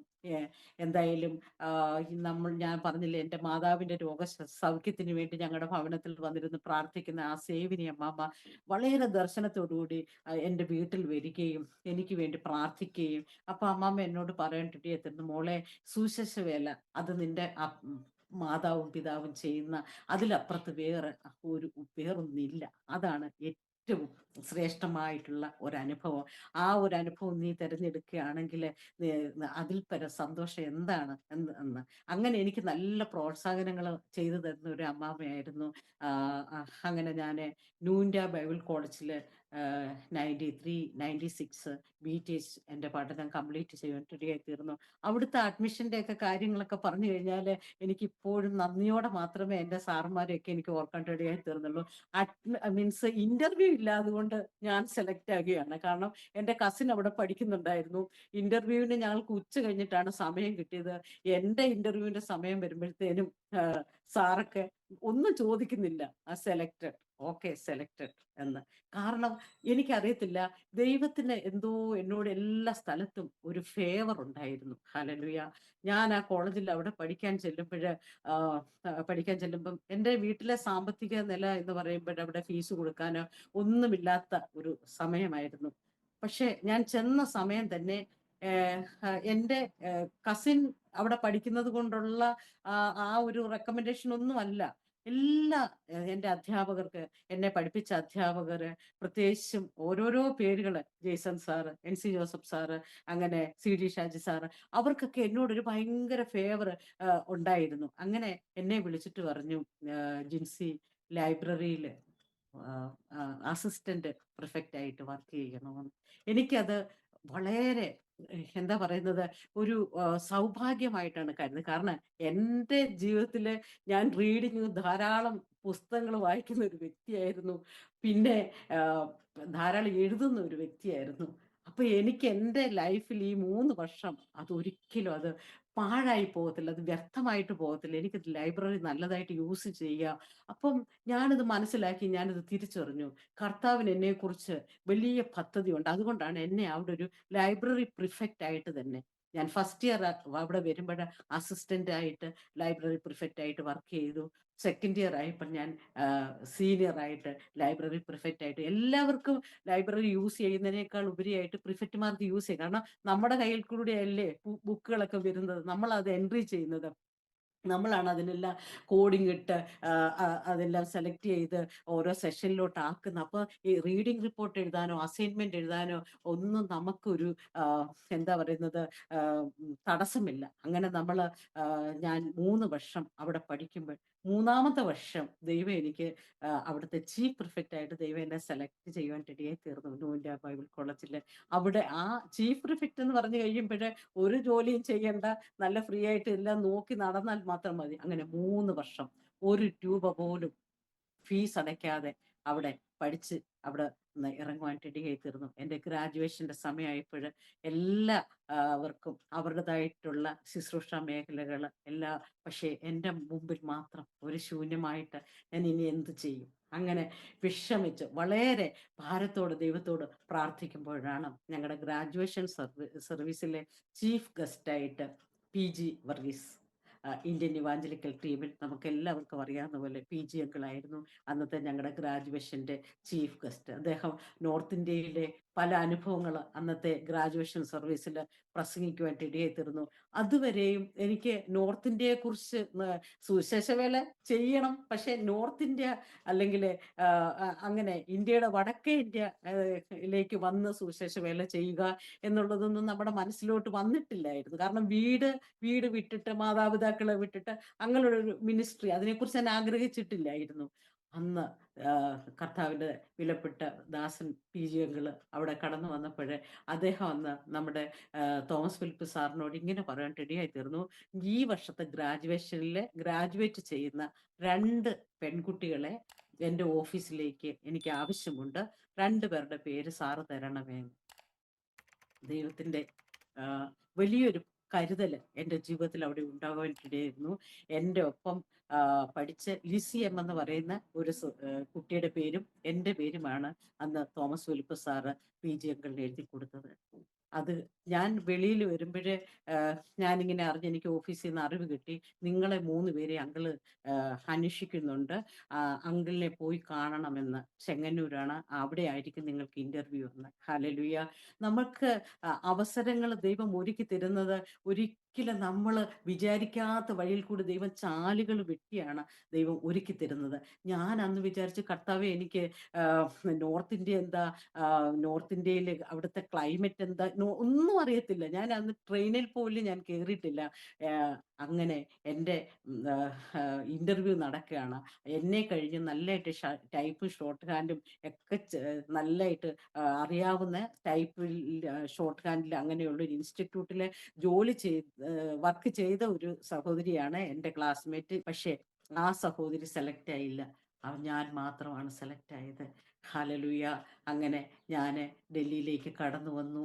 ഡൽഹിയിൽ കടന്നു വന്ന് അവിടെ 1 വർഷം ജോലി ചെയ്യുമ്പോൾ തന്നെ അന്ന് നമുക്ക് വിവാഹത്തെക്കുറിച്ചോ അങ്ങനെയുള്ള കാര്യങ്ങളെക്കുറിച്ചോ ഒന്നും ഒരു ചിന്തകളൊന്നും ഇല്ല. ഹല്ലേലൂയ. ജോലി ചെയ്യുക, അങ്ങനെ ഒരു ജോലി, ഓഫീസ് മീൻസ് നമ്മൾ സുവിശേഷ സ്ഥാപനത്തിൽ ജോലി ചെയ്യുന്നു, ദൈവവേല, ഇവിടെ എല്ലാ പ്രാർത്ഥന അങ്ങനെയുള്ള ഒരു സേഫ് സോണിൽ എന്നെ കൊണ്ടാക്കിയിട്ടാണ് എൻ്റെ പിതാവ് പോയിരിക്കുന്നത്. അപ്പം പിതാവിന് പ്രത്യേകിച്ച്, കാരണം എൻ്റെ റിലേറ്റീവ്സ് ഒക്കെ ഡൽഹിയിലുണ്ട്. അപ്പം അങ്ങനെ ഒരു ഇതില് നമ്മളിവിടെ താമസിച്ച് ഞാൻ ജോലി ചെയ്തുകൊണ്ടിരിക്കുന്ന സമയത്താണ് എൻ്റെ കർത്താവിൻ്റെ ദാസനുമായിട്ടുള്ള വിവാഹാലോചന കടന്നു വരുന്നത്. ഹല്ലേലൂയ. അങ്ങനെ 1997 സെപ്റ്റംബർ മാസം 11-ാം തീയതി നമ്മളുടെ വിവാഹം നടക്കുവാൻ റെഡിയായി തീർന്നു. ഹല്ലേലൂയ. ആ വിവാഹത്തോടെ അനുബന്ധിച്ച് വിവാഹത്തിന് ശേഷം ഞങ്ങൾ ഇങ്ങനെ പാസ്റ്ററൽ മിനിസ്ട്രിയിലേക്ക് പ്രവേശിക്കുവാൻ റെഡിയായി തീർന്നു. ഹല്ലേലൂയ. അവിടം തൊട്ടാണ് ദൈവത്തിൻ്റെ പ്രത്യേക കോളിങ്, ദൈവത്തിൻ്റെ വിളി, ദൈവത്തിൻ്റെ കരുതൽ എൻ്റെ ജീവിതത്തിൽ അനുഭവിക്കാനായിട്ട് ഇടയായി തീർന്നത്. ഞാൻ കടന്നു ചെന്ന ആ വീടിനെ കുറിച്ച് എൻ്റെ അമ്മ മീൻസ് പാസ്റ്ററിൻ്റെ അമ്മച്ചിയെ കുറിച്ച് ആ വീടിൻ്റെ മൊത്തം പശ്ചാത്തലങ്ങൾ ദൈവം എൻ്റെ ദർശനത്തിൽ കൂടി കാണിക്കാനായിട്ട് ഇടയായി തീർന്നു. അതുപോലെ ഓരോ കാര്യങ്ങളും ദൈവം എന്നെ ദർശനത്തിൽ കൂടി തന്നതിന് ശേഷം മാത്രമാണ് ഞാൻ ഈ വിവാഹത്തിന് കൺഫർമേഷൻ പറയുന്നത്. അങ്ങനെ ഞങ്ങളുടെ വിവാഹം കഴിഞ്ഞ് ഞങ്ങൾ മീററ്റ് എന്ന സ്ഥലത്താണ് ഞങ്ങൾ അന്ന് പാസ്റ്ററിന് ചർച്ച് മിനിസ്ട്രി എന്ന പാസ്റ്ററാണ് അദ്ദേഹം. മണക്കാല ബൈബിൾ കോളേജിൽ BD വിദ്യാഭ്യാസത്തിന് ശേഷം ഭോപ്പാലിലെ ബൈബിൾ കോളേജിൽ പഠിപ്പിച്ചുകൊണ്ടിരിക്കുന്ന സമയത്ത് ദൈവത്തിൻ്റെ പ്രത്യേക കോളിംഗ് ഉണ്ടായതിനു ശേഷം ചണ്ഡീഗഡിൽ കടന്നുപോയി. ചണ്ഡീഗഡിൽ നിന്ന് ഗാസിയാബാദ്, അങ്ങനെ ഗാസിയാബാദിൽ നിന്ന് മീററ്റിൽ ആയിരിക്കുന്ന സമയത്താണ് വിവാഹം നടക്കുന്നത്. ഹല്ലേലൂയ. അങ്ങനെ ഞങ്ങൾ വിവാഹം കഴിഞ്ഞ് നമ്മുടെ ഈ സുവിശേഷ വേലയുടെ, അതായത് അതിപ്രധാനമായ ഒരു പീരീഡിലേക്ക് നമ്മൾ കാലെടുത്ത് വെക്കുകയാണ്. ഹല്ലേലൂയ. അതായത് സേഫ് സോണിൽ നിന്ന് പാസ്റ്ററും നല്ല ഒരു ഗവൺമെന്റ് ഉദ്യോഗസ്ഥൻ, അതായത് എൻ്റെ പാസ്റ്ററിന്റെ ഹസ്ബൻഡിന്റെ പപ്പ റിട്ടയർഡ് ഹെൽത്ത് ഇൻസ്പെക്ടർ ആയിരുന്നു. ഫിനാൻഷ്യലി എല്ലാം നല്ല അനുഗ്രഹിക്കപ്പെട്ട ഒരു കുടുംബം. പ്രാർത്ഥിക്കാനും സുവിശേഷ വേലയിൽ തൽപരരായ മാതാപിതാക്കള്, അമ്മച്ചി അച്ചായനും അവര് കയറി ഇറങ്ങി എല്ലാ വീടുകളിൽ പ്രാർത്ഥിക്കും. അവരെ അറിയാത്തവര് ആ ദേശത്തിൽ ഒന്നുമില്ല. അതായത് എൻ്റെ പാസ്റ്ററിന്റെ വീട് പുല്ലാടാണ്. അവർ കോഴഞ്ചേരിയിലായിരുന്നു ആദ്യം താമസിച്ചത്. പുല്ലാട് വസ്തു മേടിച്ച് അവിടെ വീട് വെച്ചു. ആ ഏരിയയിൽ, കോഴഞ്ചേരി, തിരുവല്ല ആ ഏരിയയിലെ എല്ലാ വീടുകളിലും കയറി ഇറങ്ങി പ്രാർത്ഥിക്കുന്ന ഒരു വളരെ മനോഹരമായ നല്ലൊരു ആത്മീക പശ്ചാത്തലമുള്ള കുടുംബത്തിലാണ് ഞാൻ കയറിച്ചത്. എപ്പോഴും പ്രാർത്ഥിക്കുന്ന ഒരു അമ്മച്ചിയുടെ പ്രാർത്ഥന സപ്പോർട്ട് ഞങ്ങളുടെ അച്ചായൻ്റെയും അവർ രണ്ടുപേരും പ്രാർത്ഥന സപ്പോർട്ട് ഞങ്ങളുടെ ജീവിതത്തിൽ ഉണ്ടായിരുന്നു.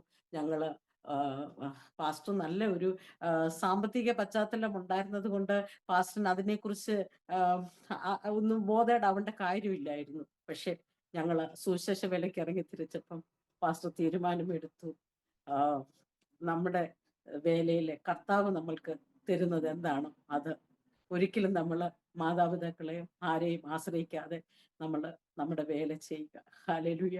അങ്ങനെ ഞങ്ങൾ വിശ്വാസത്തോടെ ജീവിക്കുവാനായിട്ട് ഞങ്ങൾ ആരംഭിച്ചു. നമ്മുടെ ജീവിതത്തിന്റെ, അതായത് നമ്മുടെ ശുശ്രൂഷയുടെ ആരംഭം മുതൽ ദൈവത്തിന്റെ കരുതല്, ദൈവത്തിന്റെ പ്രൊട്ടക്ഷൻ ഞങ്ങൾ അറിയുവാനായിട്ട് ഇടയായി തീർന്നു. ഹല്ലേലൂയ. അവിടെ ഞങ്ങൾ പ്രവർത്തിക്കുമ്പോൾ അനേക അനുഭവങ്ങൾ ഞങ്ങളുടെ ജീവിതത്തിൽ ഷെയർ ചെയ്യുവാനായിട്ടുണ്ട്. മൂത്ത മോള് ഇപ്പോൾ അവളൊരു സോഫ്റ്റ്വെയർ എഞ്ചിനീയർ ആണ്. അവള് ഇൻഫോസിസ് എന്ന് പറയുന്ന കമ്പനിയിൽ ഇപ്പോൾ വർക്ക് ചെയ്യുന്നു.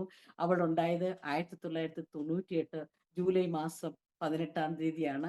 അവള് ഞങ്ങൾ മീററ്റിലായിരിക്കുമ്പോൾ കുഞ്ഞുണ്ടായതിനു ശേഷം വളരെ കഷ്ടതയിൽ കൂടി ഞങ്ങൾ കടന്നുപോയി.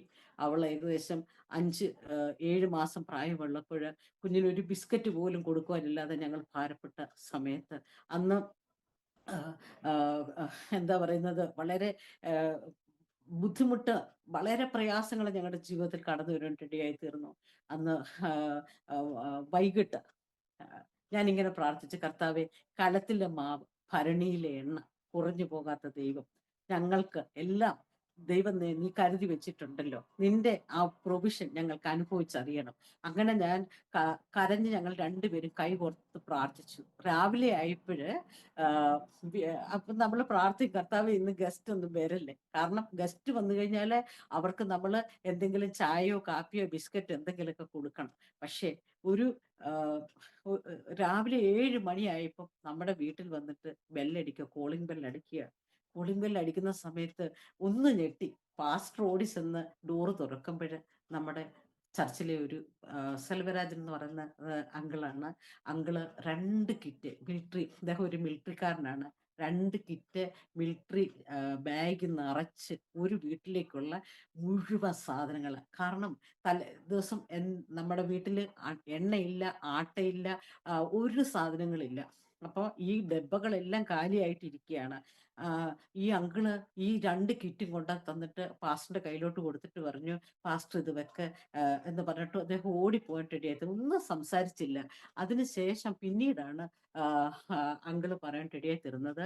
തലേ ദിവസം അങ്കിള് നടന്ന് സൈക്കിളിൽ വരുമ്പോഴ് ഒരു ശബ്ദം കേൾക്കുക, പുറകിൽ നിന്ന് ശബ്ദം കേൾക്കുകയാണ്. ആ, ആ, പാസ്റ്ററിന്റെ വീട്ടിലേക്ക് വേണ്ട സാധനങ്ങളെല്ലാം കൊണ്ട് കൊടുക്കുക. അപ്പോൾ പെട്ടെന്ന് ഇദ്ദേഹം തിരിഞ്ഞു നോക്കിയപ്പോഴ് അവിടെ ഒന്നും ആരുമില്ല. പിന്നെയും തോന്നിയതായിരിക്കാം എന്ന് വെച്ചിട്ട് സൈക്കിൾ ഓടിച്ച് മുമ്പോട്ട് നടന്നു പോകുമ്പോൾ വീണ്ടും ശബ്ദം കേൾക്കുകയാണ്. പാസ്റ്ററിന്റെ വീട്ടിലേക്കുള്ള സാധനങ്ങൾ കൊണ്ട് കൊടുക്കുക. ഹല്ലേലൂയ. അദ്ദേഹം പെട്ടെന്ന് വീട്ടിൽ ചെന്ന് 2 സഞ്ചി എടുത്ത് കാന്റീനിൽ പോയി സാധനങ്ങൾ മേടിച്ചു. അന്ന് രാത്രി അദ്ദേഹം ഓർത്തു, "ഓ, ഞാനിപ്പോൾ പാസ്റ്ററിന്റെ വീട്ടിൽ ചെന്നാൽ പാസ്റ്ററും വൈഫും വിസിറ്റിങ്ങിന് എവിടെയെങ്കിലും പോയിരിക്കായിരിക്കാം. അതുകൊണ്ട് ഇത് രാവിലെ കൊണ്ട് കൊടുക്കാം" എന്ന് വെച്ച് അദ്ദേഹം രാവിലത്തേക്ക് വെയിറ്റ് ചെയ്തു. പ്രിയപ്പെട്ടവരെ, തലേദിവസം രാത്രിയിൽ ആ സാധനം കൊണ്ട് തന്നിരുന്നെങ്കിൽ ഞങ്ങളുടെ പ്രാർത്ഥനയ്ക്കൊരു എന്താ പറയുന്നത്, ഒരു വാല്യൂ ഇല്ലായിരുന്നു. കാരണം നമ്മൾ അന്ന് രാത്രി മൊത്തം പ്രാർത്ഥിച്ചു. കാരണം എൻ്റെ കുഞ്ഞിന്റെ ഡ്രസ്സ് കഴുകാനായിട്ട് എനിക്ക് സോപ്പ് പൊടി ഇല്ലായിരുന്നു, സോപ്പില്ലായിരുന്നു. ഞാൻ കുളിക്കുന്ന സോപ്പും വെച്ചാണ് കുഞ്ഞിന്റെ ഡ്രസ്സൊക്കെ കഴുകി ഞാൻ ഇടുന്നത് രാവിലെ. അപ്പൊ ആ ഒരു സാഹചര്യത്തില് ഒരു വീട്ടിലേക്ക് വേണ്ട എല്ലാ സാധനങ്ങളും അങ്കിള് ആട്ട, അരി, എണ്ണ, കുഞ്ഞിന് സെർലാക്ക്, ബിസ്ക്കറ്റ് എന്ന് വേണ്ട എല്ലാ സാധനങ്ങളും, ജീരകം, കടുക്, നമ്മളൊരു കിച്ചണിൽ എന്തൊക്കെ വേണം ഒരു മാസത്തേക്കുള്ള സാധനങ്ങൾ.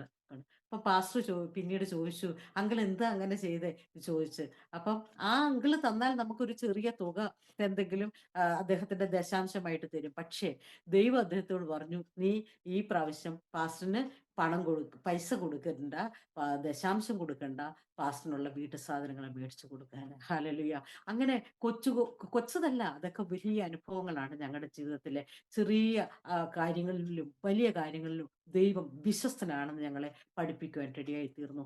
അനേക അനുഭവങ്ങളിൽ കൂടെ ഞങ്ങൾ മുമ്പോട്ട് കടന്നു പോകാൻ റെഡിയായി തീർന്നു. ഞങ്ങളുടെ ശുശ്രൂഷയില് അനവധി അനുഭവങ്ങളുണ്ട്. അതില് 1, 2 അനുഭവങ്ങൾ ഞാൻ ഷെയർ ചെയ്യുകയാണെങ്കില് ചെയ്യുവാനായിട്ട് ആഗ്രഹിക്കുന്നു. ഒരു നമ്മുടെ 2 കുഞ്ഞുങ്ങള്, രണ്ടാമത്തെ കുഞ്ഞുങ്ങള് ഞങ്ങൾക്ക് ആണും പെണ്ണുമാണ്. അനുഗ്രഹ, ഐസക് ജോൺ ആൻഡ് ആശിഷ്. ഇവർ 2 പേരും ജനിക്കുന്നത് ഇരട്ട കുഞ്ഞുങ്ങളാണ്. ഈ ഇരട്ട കുഞ്ഞുങ്ങളിൽ ജനിക്കുമ്പഴ് ഞങ്ങൾക്ക് അവർക്ക് തണുപ്പ് തുടങ്ങി. അവര് ജനിക്കുന്നത് ഓഗസ്റ്റിലാണ്. ഇതുപോലെ സെപ്റ്റംബർ, ഒക്ടോബർ ഒക്കെ കഴിഞ്ഞു. പിന്നെ നവംബറിലേക്ക് കേറുമ്പം ഭയങ്കര തണുപ്പാണ്. അവർക്ക് ഡ്രസ്സ് മേടിക്കണം. തണുപ്പിന്റെ ഇപ്പൊ മൂത്ത കുഞ്ഞുണ്ട്. മൂത്ത കുഞ്ഞിനും വേണം.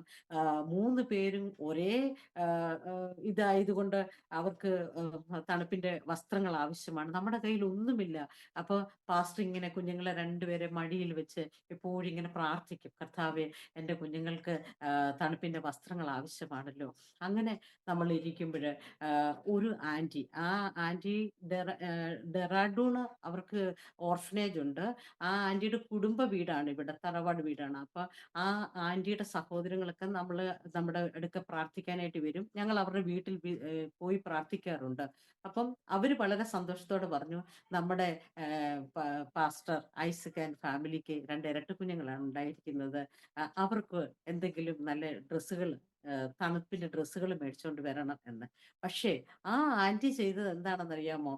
അവരുടെ ഓർഫനേജിലേക്ക് ആ വർഷത്തെ തണുപ്പിന്റെ ഡ്രസ്സ് വരുമ്പഴ് അവര് അവർക്ക് ഡ്രസ്സ് സ്പോൺസർ ചെയ്യുന്നവരോട് പറഞ്ഞു, "എനിക്കൊരു പാസ്റ്ററുണ്ട്. ആ പാസ്റ്ററിന് 2 കുഞ്ഞുങ്ങൾക്കുള്ള ഡ്രസ്സും കൂടി വേണമെന്ന്." ഹല്ലേലൂയ. ആ സീല് പൊട്ടിക്കാത്ത, ഹല്ലേലൂയ, ആ വെളി രാജ്യത്തീന്ന്, എബ്രോഡീന്ന് സീല് പൊട്ടിക്കാത്ത 2 പായ്ക്ക് ആണ് ഇവര് നമ്മുടെ വീട്ടിൽ വരുന്നത്. ഞങ്ങള് വളരെ സന്തോഷത്തോടെ പ്രാർത്ഥിച്ച് അത് തുറക്കുമ്പഴ് നമ്മുടെ കുഞ്ഞുങ്ങൾക്ക്, ഇരട്ട കുഞ്ഞുങ്ങൾക്ക് അവരുടെ സൈസ് അനുസരിച്ച്, മോനാണെങ്കിൽ അന്ന് ഒത്തിരി നല്ല ഹെൽത്തിയാണ്, അവന് നല്ല വണ്ണമുണ്ട്.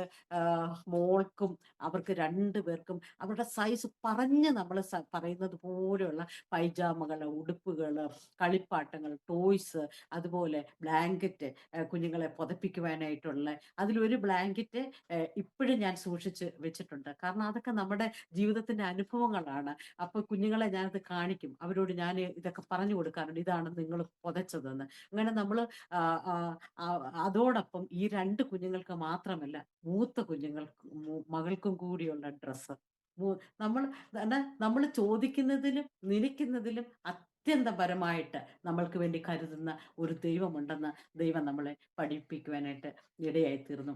അതോടൊപ്പം നമ്മുടെ വീട്ടിലെ ഏഹ്, എന്താ പറയുന്നത്, വളരെ ചെറിയ സജ്ജീകരണങ്ങളാണെങ്കിൽ പോലും എത്രയോ ദൈവദാസന്മാര് അവര് കടന്നു വരുമ്പോഴ് അവർക്ക് അവരെ ശുശ്രൂഷിക്കാനായിട്ടുള്ള ഒരു ഭാഗ്യം ദൈവം എനിക്ക് ഒരുക്കി തരുവാനായിട്ട് ഇടയായി തീർന്നു.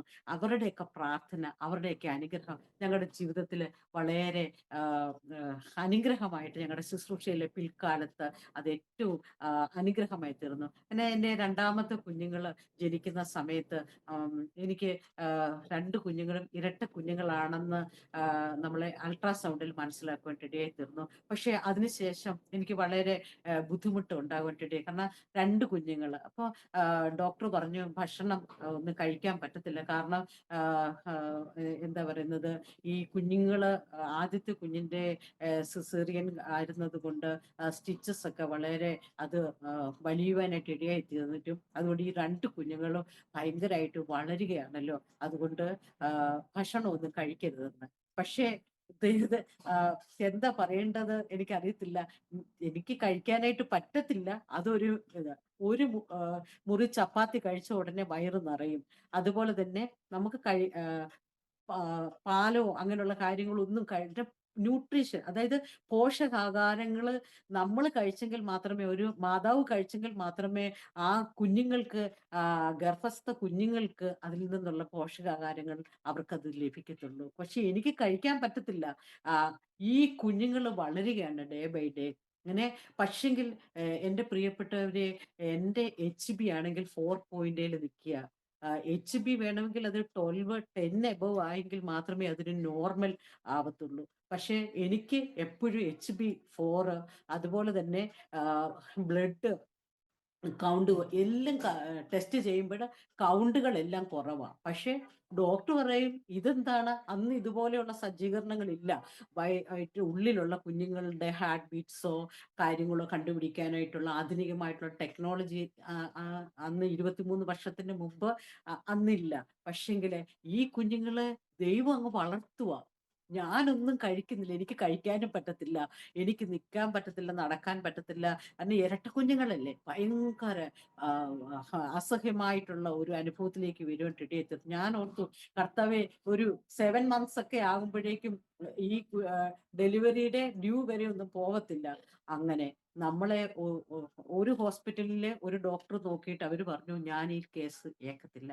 കാരണം ഇത് ഭയങ്കര കോംപ്ലിക്കേറ്റഡ് ആണ്, ഇത് ഡേഞ്ചറസ് ആണ്, ഇത് ഈ കുഞ്ഞുങ്ങളും രക്ഷപ്പെടത്തില്ല, ചിലപ്പം ഈ മാതാവും രക്ഷപ്പെടത്തില്ല, അതുപോലെയാണ്, ബീഡ്സ് കിട്ടുന്നില്ല. അങ്ങനെ ഓരോ ഇത് പറഞ്ഞ് അവരിങ്ങനെ ഡോഫ്ലറൊക്കെ വെച്ച് നോക്കുമ്പോൾ ചിലപ്പോൾ കുറേ സമയം കഴിഞ്ഞിട്ട് ഒരു ബീഡ്സ് കിട്ടും. അപ്പം പറയും ഇത് പ്രോബ്ലം ഉള്ള കുഞ്ഞുങ്ങളാണ്. ഹല്ലേലൂയ. ആ സമയത്തൊക്കെ ഞാൻ ദൈവത്തോട് ഇങ്ങനെ പ്രാർത്ഥിക്കട്ടിരുന്നു, കർത്താവേ, ഈ പ്രോബ്ലം ഉള്ള മൂത്ത കുഞ്ഞാണെങ്കില് അവള് ഭയങ്കര കുസൃതി, ഭയങ്കര ഓട്ടവും ചാട്ടവും, ഭയങ്കര ബഹളമുള്ള ഒരു കുട്ടിയാണ്.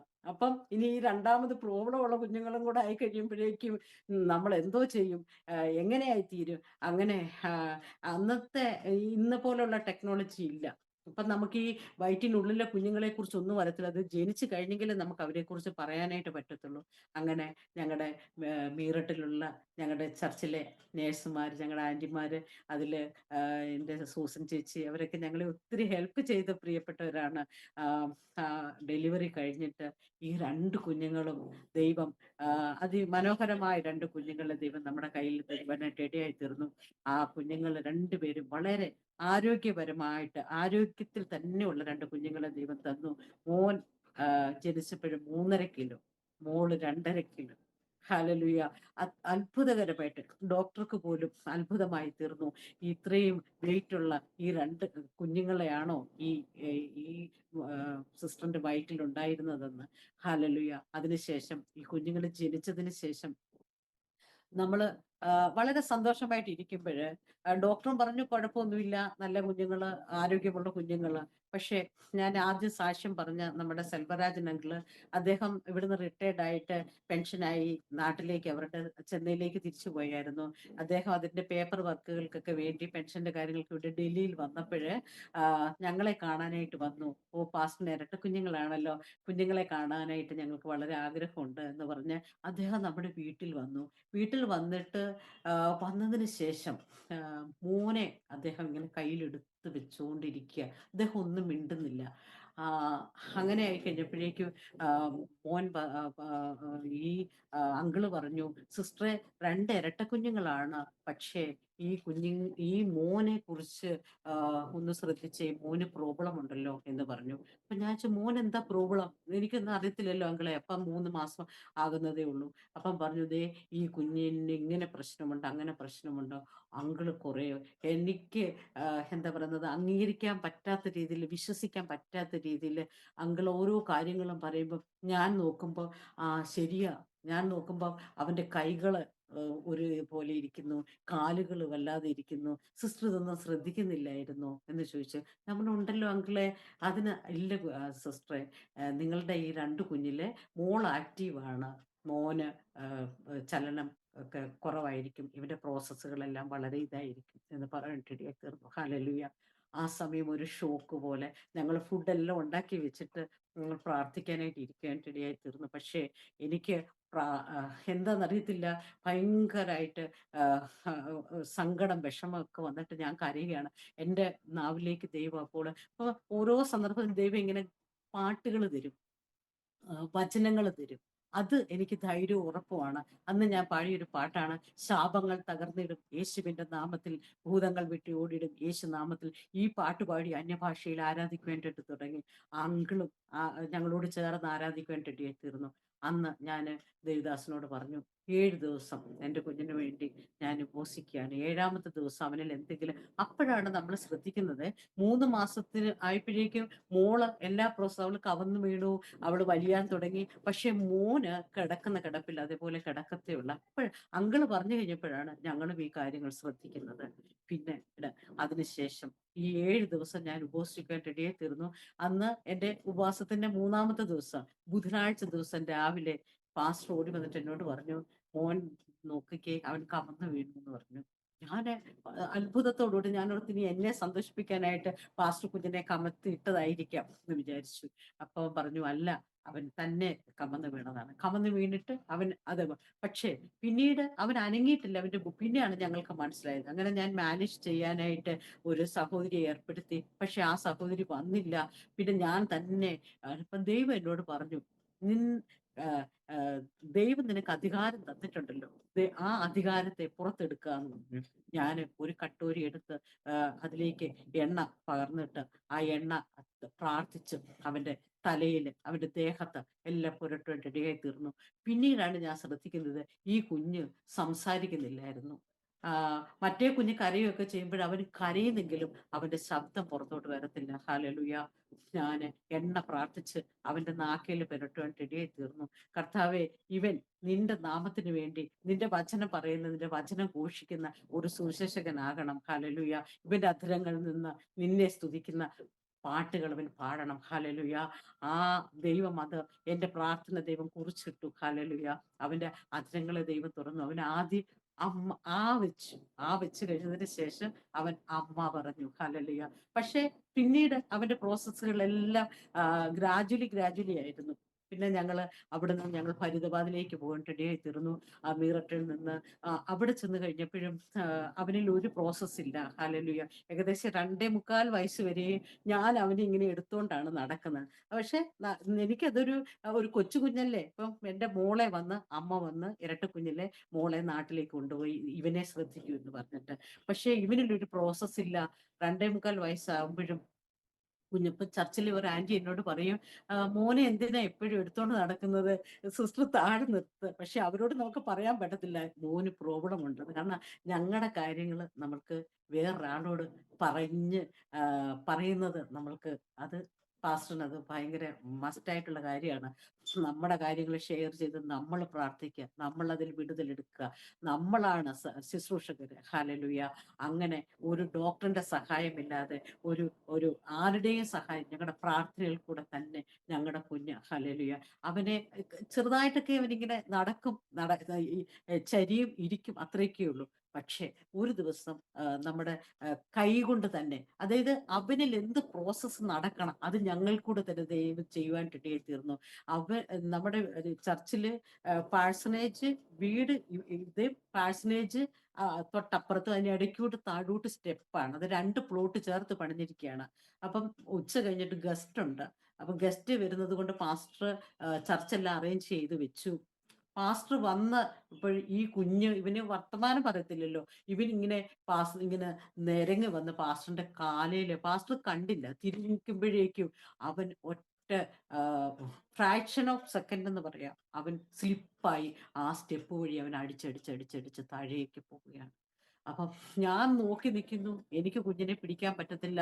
ആ പാസ്റ്ററിന് ഒന്നും ചെയ്യാൻ പറ്റത്തില്ല, കാരണം കൂടെ ചാടാൻ പറ്റത്തില്ല. കാരണം ഒരു 15ഓളം സ്റ്റെപ്പ് താഴോട്ടുണ്ട്. താഴെ ചെന്ന് കഴിയുമ്പോഴേ അവിടെ നമ്മൾ വെള്ളം പിടിക്കുന്ന ഇവിടെ നല്ലെന്ന് പറയും ടാപ്പാണ്. അപ്പൊ ആ ടാപ്പുകളിലെങ്ങാനും ചെന്ന് തരച്ചാല് വലിയ സ്ഥലമില്ല, വീതിയുമില്ല.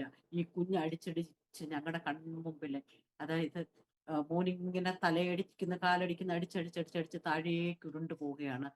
താഴെ ചെന്ന് നിന്ന് കഴിഞ്ഞപ്പോഴേക്കും ഞങ്ങൾ രണ്ടുപേരും സ്റ്റെപ്പ് ഇറങ്ങി, ഞങ്ങൾ ഓടി താഴെ ചെന്ന് കുഞ്ഞിനെ കോരിയെടുത്തു. പക്ഷെ അവന്റെ ശരീരത്ത് ഒരു കേടുപാടുകളോ മുറിവോ ഒടിവോ ചതവോ ഒന്നുമില്ല. ഞങ്ങൾ രണ്ടുപേരും കാണുന്നുണ്ട് അവന്റെ തലയാണ് അടിക്കുന്നതെന്ന്. പക്ഷെ അവന്റെ മൂക്കിൽ നിന്നൊരു അല്പം രക്തമയം വന്നു. അപ്പോൾ എല്ലാവരും പറയാൻ ഇടയെത്തുന്നു ഹോസ്പിറ്റലിൽ കൊണ്ടുപോകണം. പക്ഷെ ഹോസ്പിറ്റലിലൊന്നും നമ്മൾ കൊണ്ടുപോയില്ല. കുഞ്ഞിന്റെ തലയിൽ കൈവച്ച് പ്രാർത്ഥിച്ചു. അന്ന് തൊട്ട് മകൻ സംസാരിക്കുവാനായിട്ട് തുടങ്ങി. ഹല്ലേലൂയ. ഇന്ന് ഞങ്ങളുടെ മകൻ ആശിഷിന് 23 വയസ്സുണ്ട്. അവൻ ഒരു CC ബാൻഡ് എന്ന് പറയുന്ന കോഡ് ഫോർ ക്രൈസ്റ്റ് എന്ന് പറയുന്ന ഒരു ബാൻഡ് ബാൻഡ് ടീമിന്റെ വർഷിപ്പ് ലീഡറാണ്. ഹല്ലേലൂയ. ദൈവത്തിന് മഹത്വം. ഹല്ലേലൂയ. കുഞ്ഞുങ്ങളെ ദൈവം ശക്തിയോടെ ഉപയോഗിക്കുന്നു. അവര് ദൈവത്തിന്റെ അവര് മോൻ BBA കഴിഞ്ഞ്, ഇളയ കുഞ്ഞുങ്ങള് രണ്ടുപേരും BBA കഴിഞ്ഞിട്ട് IT കമ്പനിയിൽ അവർ ജോലി ചെയ്യുന്നു. വലിയ മോള് വീട്ടിൽ കഴിഞ്ഞിട്ട് ഒരു സോഫ്റ്റ്വെയർ എഞ്ചിനീയർ ആയിട്ട് അവള് ജോലി ചെയ്യുന്നു. കുഞ്ഞുങ്ങൾ വളർന്നു, അവര് വലുതായി. ഹല്ലേലൂയ. അവര് 3 പേരും ദൈവവേലയിലായിരിക്കുന്നു. മോനാണ് വർഷിപ്പ് ഒക്കെ ലീഡ് ചെയ്യുന്നത്. ഡൽഹിയില് അവരുടെ കുറച്ച് ഫ്രണ്ട്സ് സർക്കിൾ, പാസ്റ്റേഴ്സിന്റെ മാത്രം മക്കളാണ്. അവർ ചേർന്നിട്ട് ഏകദേശം ഒരു 8-10 പേര് ചേർന്നിട്ട് ഒരു ടീം ഉണ്ടാക്കിയിരിക്കുകയാണ്, വർഷിപ്പ് ടീം. അവർ പല സ്ഥലങ്ങളിലും യൂത്ത്സിന്റെ ഇടയിൽ പോയി വർക്ക് ചെയ്യുന്നു.